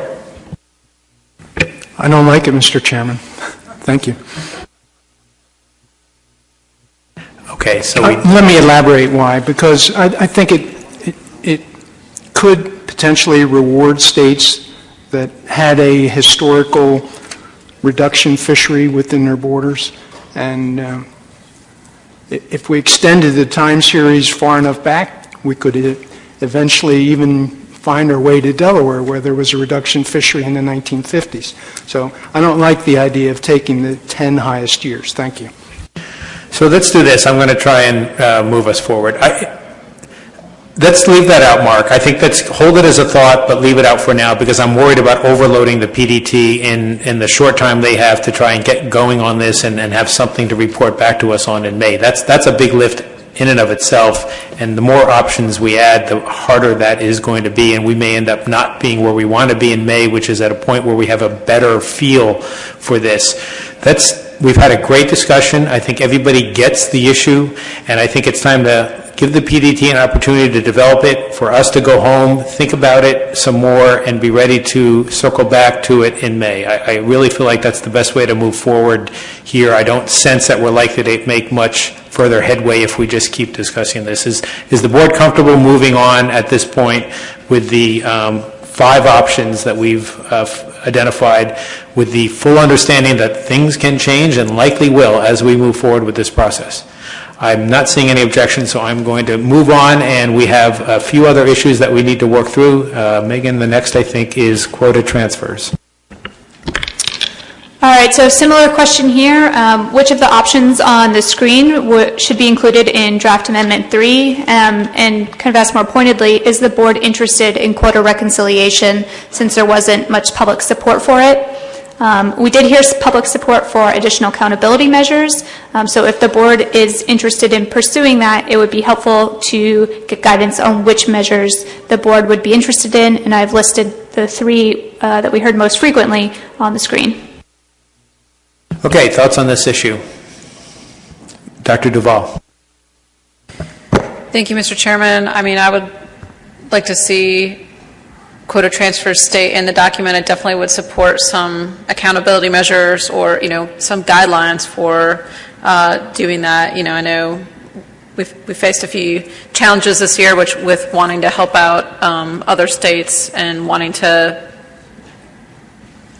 try to balance meeting some of those needs with our transfers. So, any objection to keeping quota transfers in as an option? Seeing no objections, it sounds like that will stay in. Other thoughts on the other alternatives that have been teed up under this issue? Nicola? Just to say that I'd like the quota reconciliation or the ASMFC facilitated process to stay in as an option. I think it was probably tough to explain to the public exactly how that works and the benefits of it. So I'd like to give it another shot in the draft amendment. Any objections to keeping quota reconciliation in as an option? Seeing no hands, we'll keep that in. Other thoughts on any of the other issues, such as the accountability measures? Does anyone on the board feel any of those should be pursued? Dr. Duval? Thank you, Mr. Chairman. So my comment was definitely specifically yes, transfers, but also having some accountability measures that go with that, or guidelines that would, and I tend to think of them more as guidelines that would help to facilitate the quota transfer process, both for states requesting a transfer as well as for states transferring the quota. And Michelle, do you have any thoughts on the 3 options that are on the screen right now? Do you think those are all viable and worth pursuing, or potentially viable and worth pursuing, or do you have any specific thoughts on the types of accountability measures that you would want to see carried forward?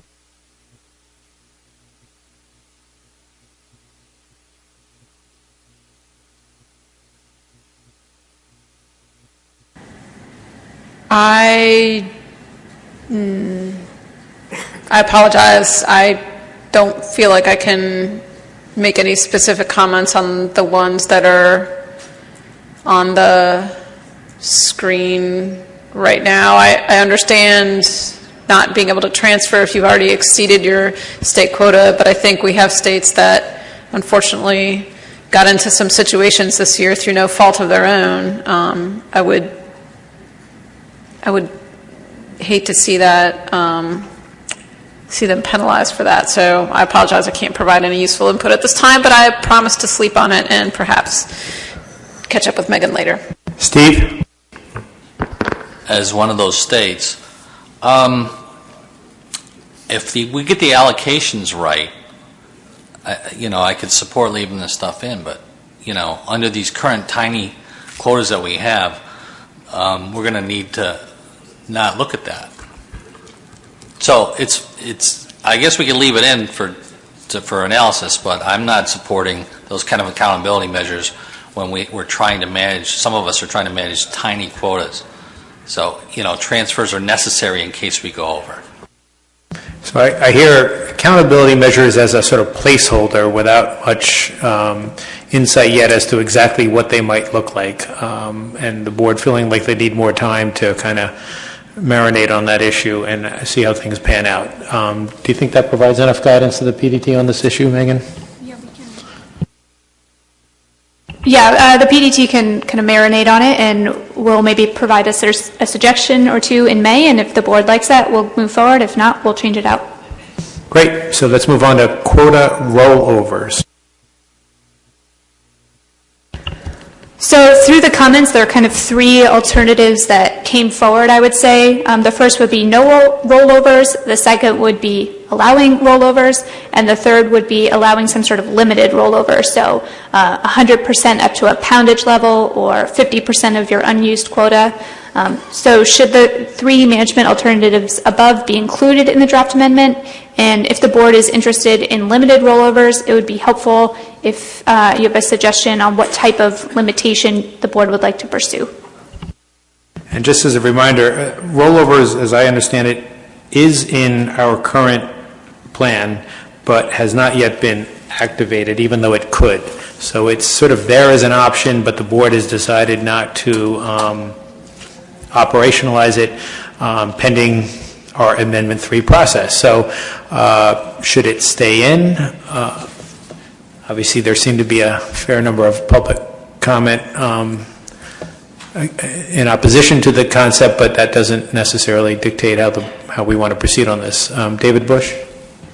Thank you, Mr. Chairman. A lot of times I think, and I hate to say it, even as somebody who was a layman coming into this a long time ago, I didn't understand the concept of some of these, so when they come out to me, I'm like, no, that's bad. And when they explain it, oh, that's actually good. But we have bad years, we have good years, we have cycles, and when we have a bad year, we reduce the quota. When we have a good year, what do?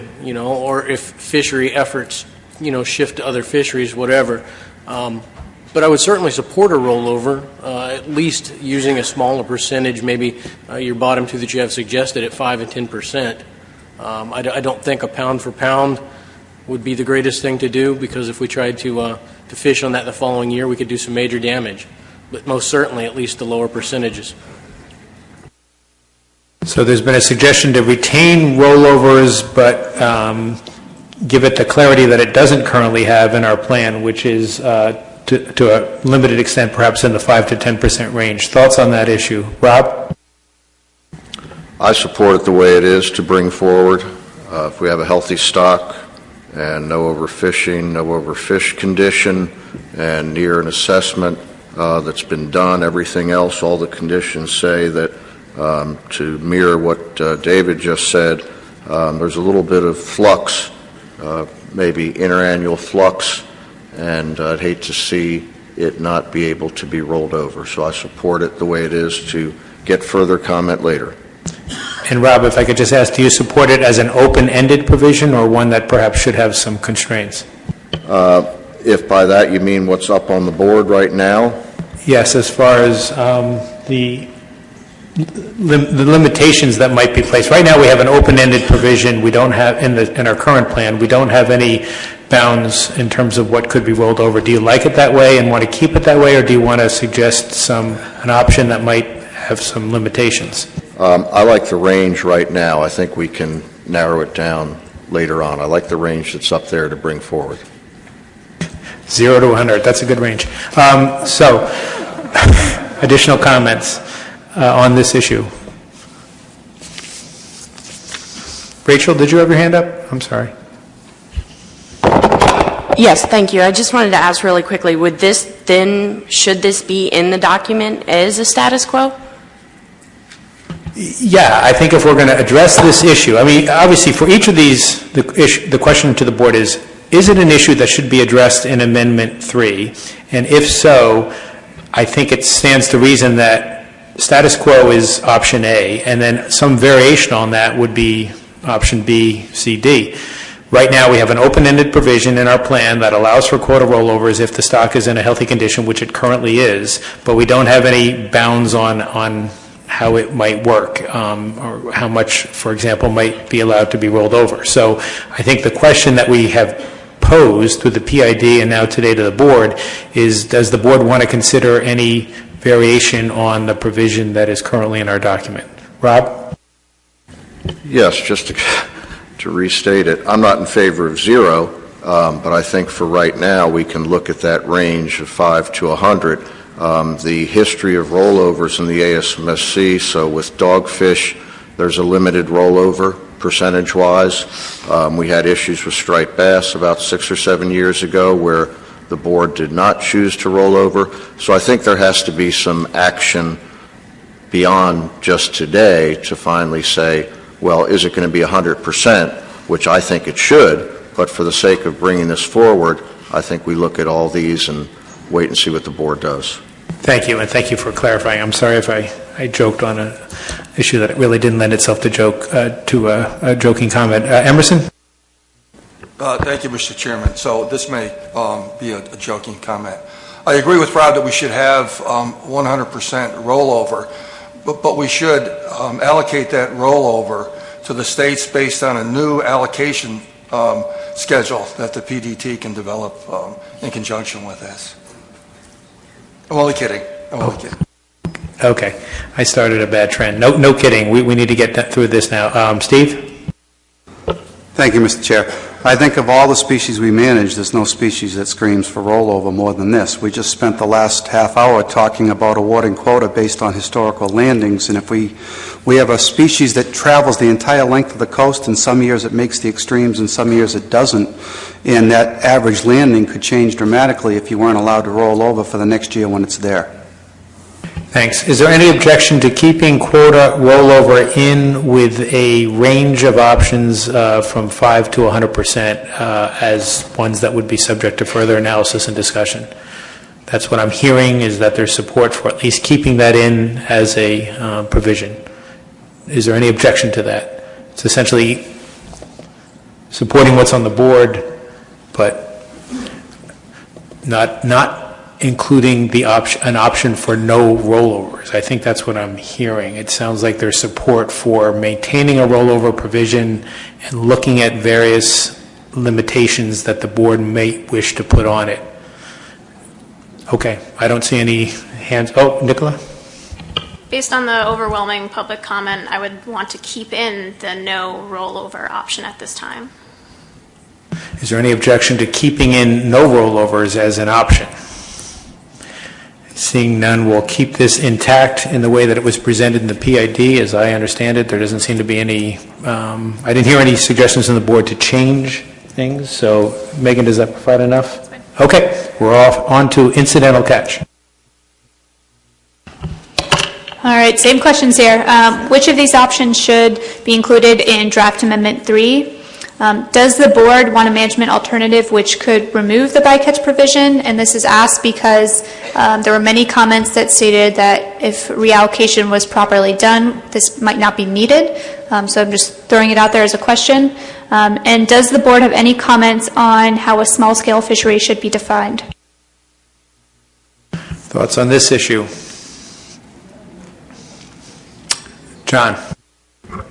More of a question, Bob. Just on option C, if incidental catch is included in the quota, this is to the entire TAC, not toward a state quota? Is that what was meant by this? Yeah, so it depends on how the TAC is allocated. But I think if we just kept our status quo, so state by state allocation, incidental catch within that state would count towards the state's quota, and once the state met that quota, the fishery would be shut down for the year. Doesn't that mean there is no incidental catch? Yes, you're right.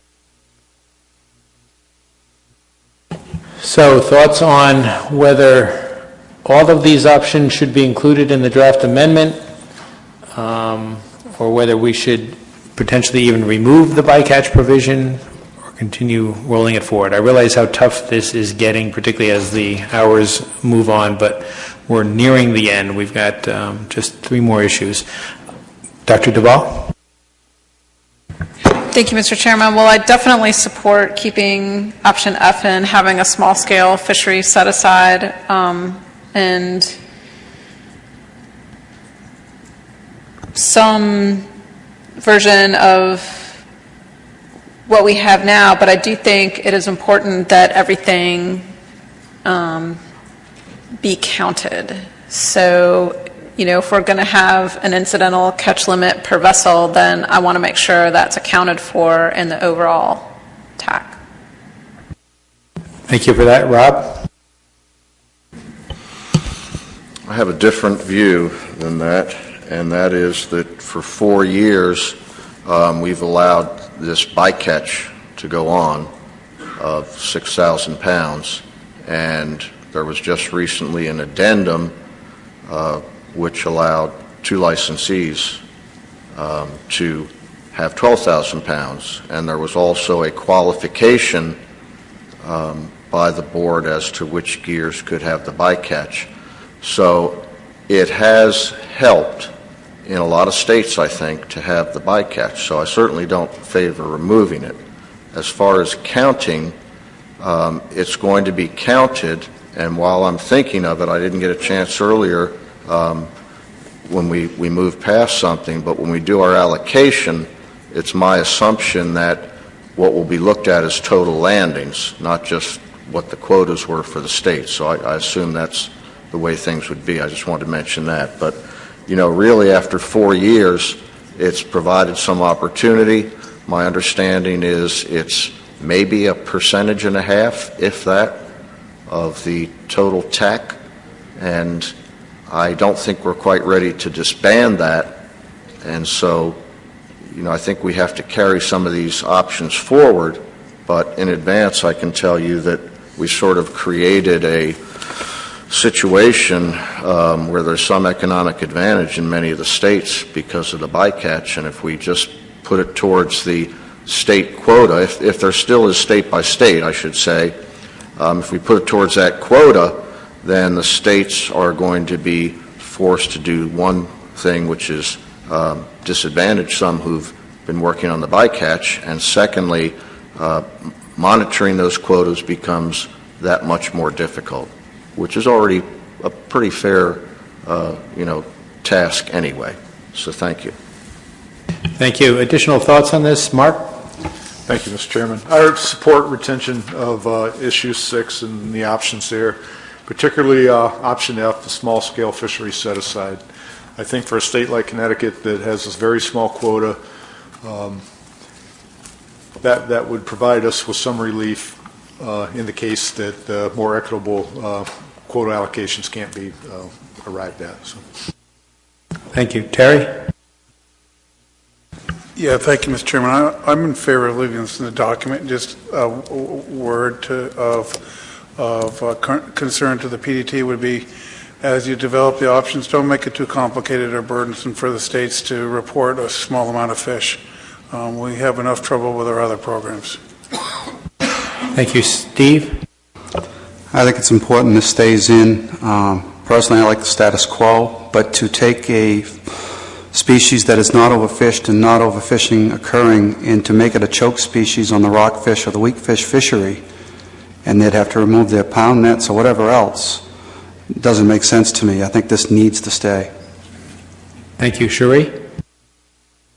Yeah, I definitely think this needs to remain. I'm just wondering if option E is something that's very viable to keep track of, and if it would be worth just removing it, just knowing the complexity of keeping track of it.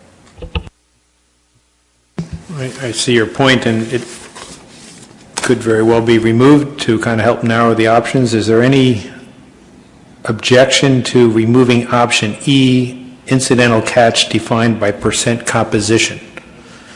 Does that offer an option that really needs to be kept in, or is that just potentially offering something that would be too complicated? Is there any objection? Seeing none, let's remove option E and at least winnow these down a bit. Are there any other options? So clearly there's a sense that I get from the board that this issue needs to stay in, and the suite of options as presented should stay in with the exception of option E. Are there any other options that the board might wish to remove?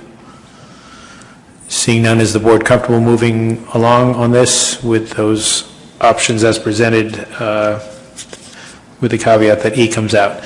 Seeing no objection, we'll move on to episodic events.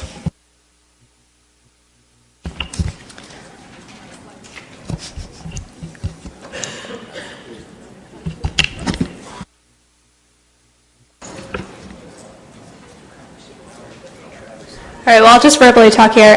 There were three kind of, again, alternatives that popped up from the public comment.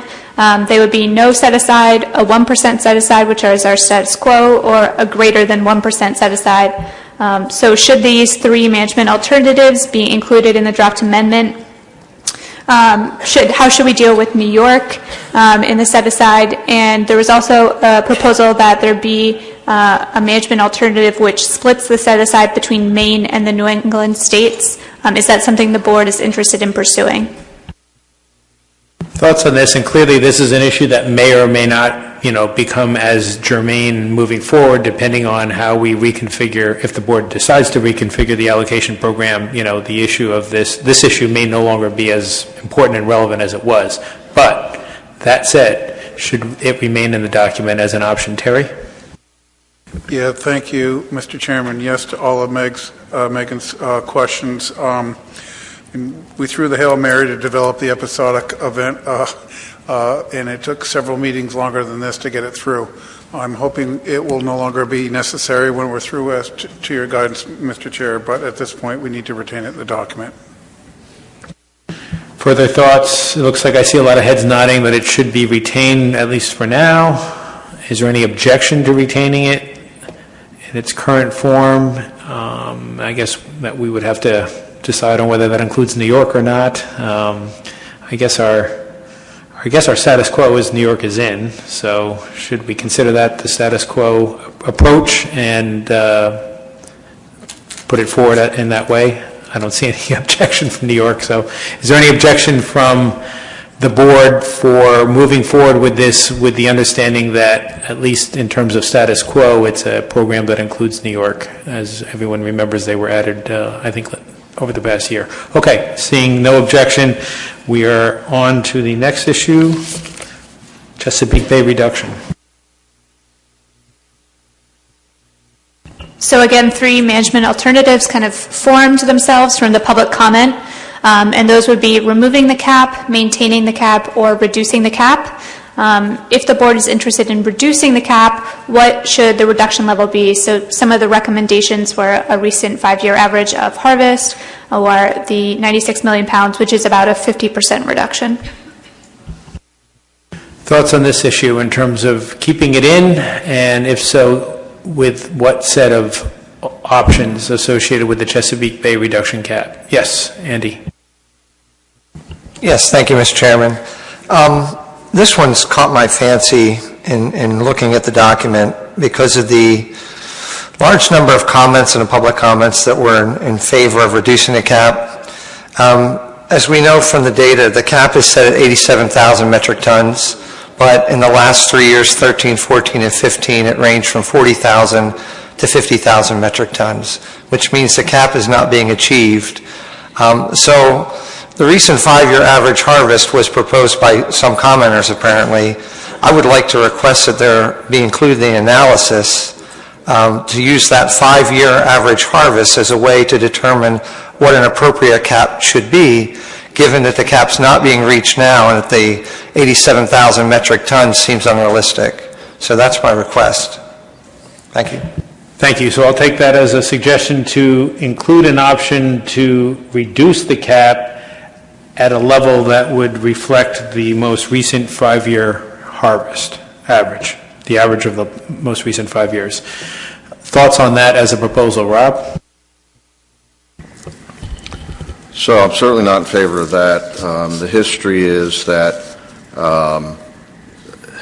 and we heard the word today a little bit about localized depletion, and so I think most on the board know, if not everyone, that there were some investments in, determining this localized depletion. It was not determined. This is a coastwide stock. I think the 2009 assessment information, the advice that came out of that was that there really didn't need to be a Chesapeake Bay cap, but someone can check me on that.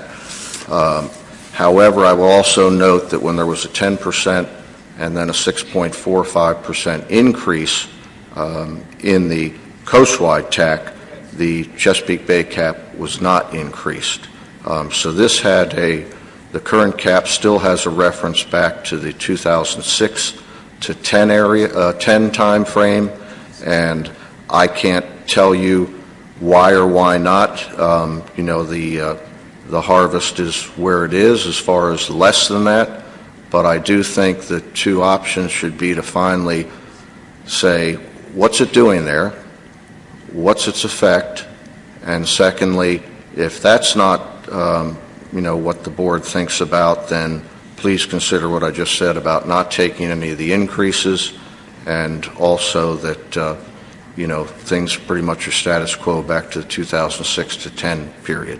And on the converse of that, there's something to be said for not wanting to, have zeros or ones in the catch anyway, and that's really not what any fishery really wants right now. So, you heard comments also that mostly the fishery is prosecuted near the mouth of the bay. There's a lot of instances here that if the board wants to continue on with this, then I think someone else said earlier, let sleeping dogs lie. I think this is providing adequate conservation where it is, and then throw on top of that the lack of increases where every other part of the coast did increase, and I wish it was increased more, quite frankly. Hit the wrong button.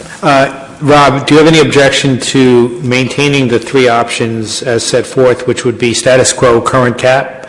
Option B might be remove the cap, or maybe in the right order. Option B would be a reduced cap as proposed. Option C would be no cap at all. It seems to me that's a pretty good framing of the issue and gives you the opportunity, I think, to offer your support for maintaining status quo, if I heard you correctly. Yes, thank you, Mr. Chair, and I don't have the same button you have, so I can't do anything back to you. But I do support that, and, we'll have another discussion about that later, and I hope that the board remembers, the background that I just provided. And that was indeed an inadvertent hitting of the button on my part. I did not intend that in your direction. Other thoughts on this issue? Nicola? I would suggest adding a sub-option, I guess, that would be to remove the rollover provision. If we're considering that for the coastwide quotas in whatever form they take, then I want to see a comparable option here. Okay, duly noted. Thank you. Any objection to that suggestion? Seeing none, we'll add that. Other thoughts on this issue or the options associated with it? Seeing no hands, I do see a hand. Richie. Yeah, just to confirm, the suggestion of the recent 5-year average, that's going to be in? Yes, that would be in for the reduced cap. Everyone clear? Any further questions? Seeing none, we're on to the last issue, the research set-aside issue, which I guess sort of just wasn't really, was it in the PID or did it just come up through hearing? I forget. It was in the PID. It was kind of added right before we approved it for public comment. We honestly didn't receive that many comments on it, and so my question for the board is, do you want to include this issue in the document? And if so, do you have a suggestion on what that set-aside should be? So not much in the way of public comment. Is this something we want to include or not? We certainly have our fair share of issues already. Do we want to add this one as well? Thoughts on that? Terry? Thank you, Mr. Chairman. At this time of the day, I would say no for more than just that. It's too complicated a fishery to have an RSA to try to divide between the different fleet types. It would leave... It would be an administrative nightmare, although it probably would produce some good research. So at this point, I don't think we're ready. It's ready for prime time. There's a suggestion to remove it. Thoughts on that? Emerson? Yeah, I would like to keep it in. And the fact that we keep it in doesn't necessarily mean it's going to be adopted, but even if we do adopt it, we don't have to implement it right away.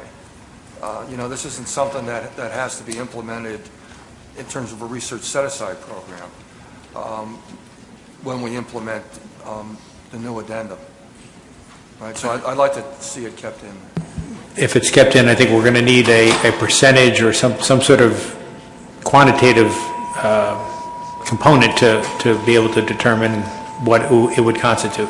Right, well, it could be up to, whatever percent or whatever tenth of a percent or whatever it might be, whatever percentage.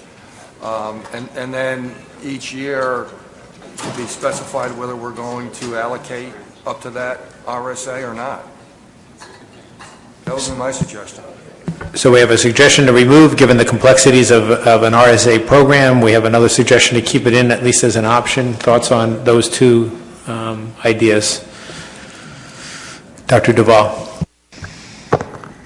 Thank you, Mr. Chairman. I'm kind of along the lines with Terry right now. I almost feel like this might be better fleshed out in an addendum. That's something that the board could always consider down the road. I am a little concerned about the number. We have a number of issues in there already. I appreciate what Emerson's trying to do, and I'm not saying that I wouldn't support it in the future. I just think right now it might be, the elephant's already pretty big, getting pretty hard to eat.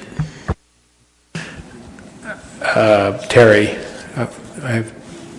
I'm sorry.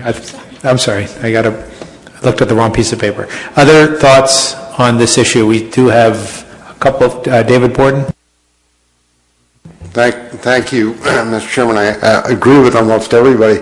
Is one of the options we have available to just framework it, put it in as a frameworkable item that we could resurrect through a short-term regulatory action? And if that's the case, I would suggest we do that. And then if we need it, we'll trigger the framework and set the amount at less than 1%. Okay. Megan indicates that makes sense, so we'll try and keep it in as something that could be pursued down the road, but wouldn't necessarily be a component of the addendum of this amendment. Does that David? Did you have a thought on that? I'm sorry. I was just going to speak in support of that as well. I think it's a great tool to have, especially the direction we're headed with ecosystem-based fisheries management.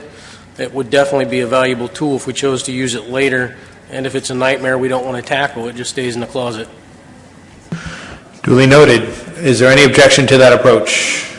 Seeing none, I do think we have reached the end of this agenda item, and I do have to ask, just in conclusion, are there any other issues not included in the PID that the board feels should be addressed in the amendment? This is now the time to offer anything new or different, and I don't see any hands going up, which means the PID did a pretty good job of framing the issues, and I do think it did, by the way. I thought it was a very well-developed document, and I think based on the public response, the public concurs. So, nice job.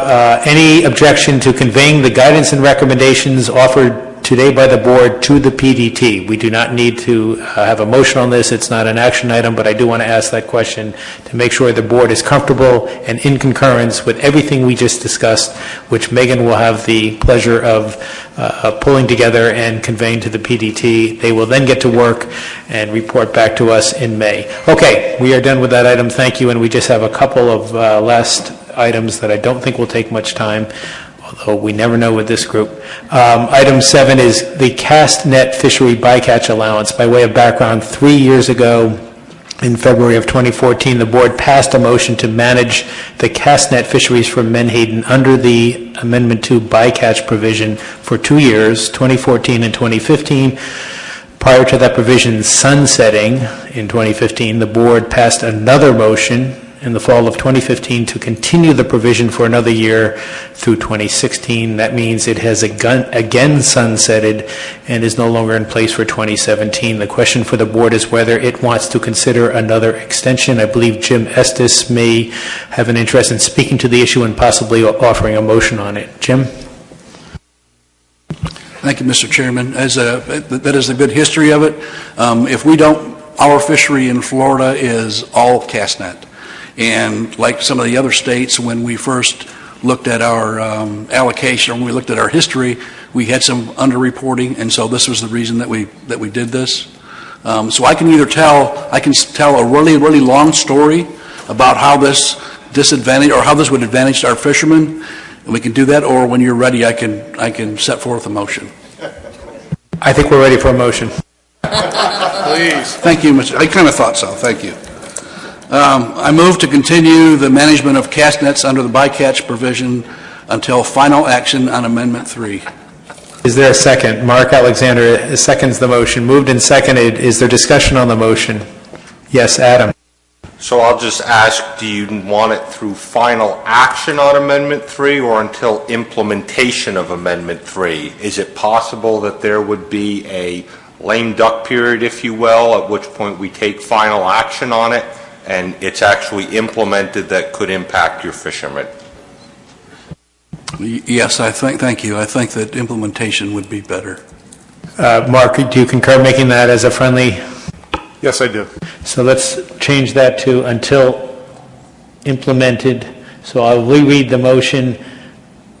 Move to continue the management of cast nets under the bycatch provision until implementation of Amendment 3. Motion by Mr. Estes, seconded by Mr. Alexander. Everyone comfortable with the motion? Any questions or comments on the motion? Is the board ready? Is there any objection to the motion? Seeing none, the motion passes unanimously. Thank you. We are on to our last item, AP membership. We are considering a request from Maine to add a member to the Menhaden AP. I guess it's either Tina or Terry. Tina. Hi. Originally, Maine requested the addition of Chris Hull to the AP. They removed Chris from consideration and are offering Vincent Balzano. I have the AP nomination in hand and can forward it to the board once I return to the office.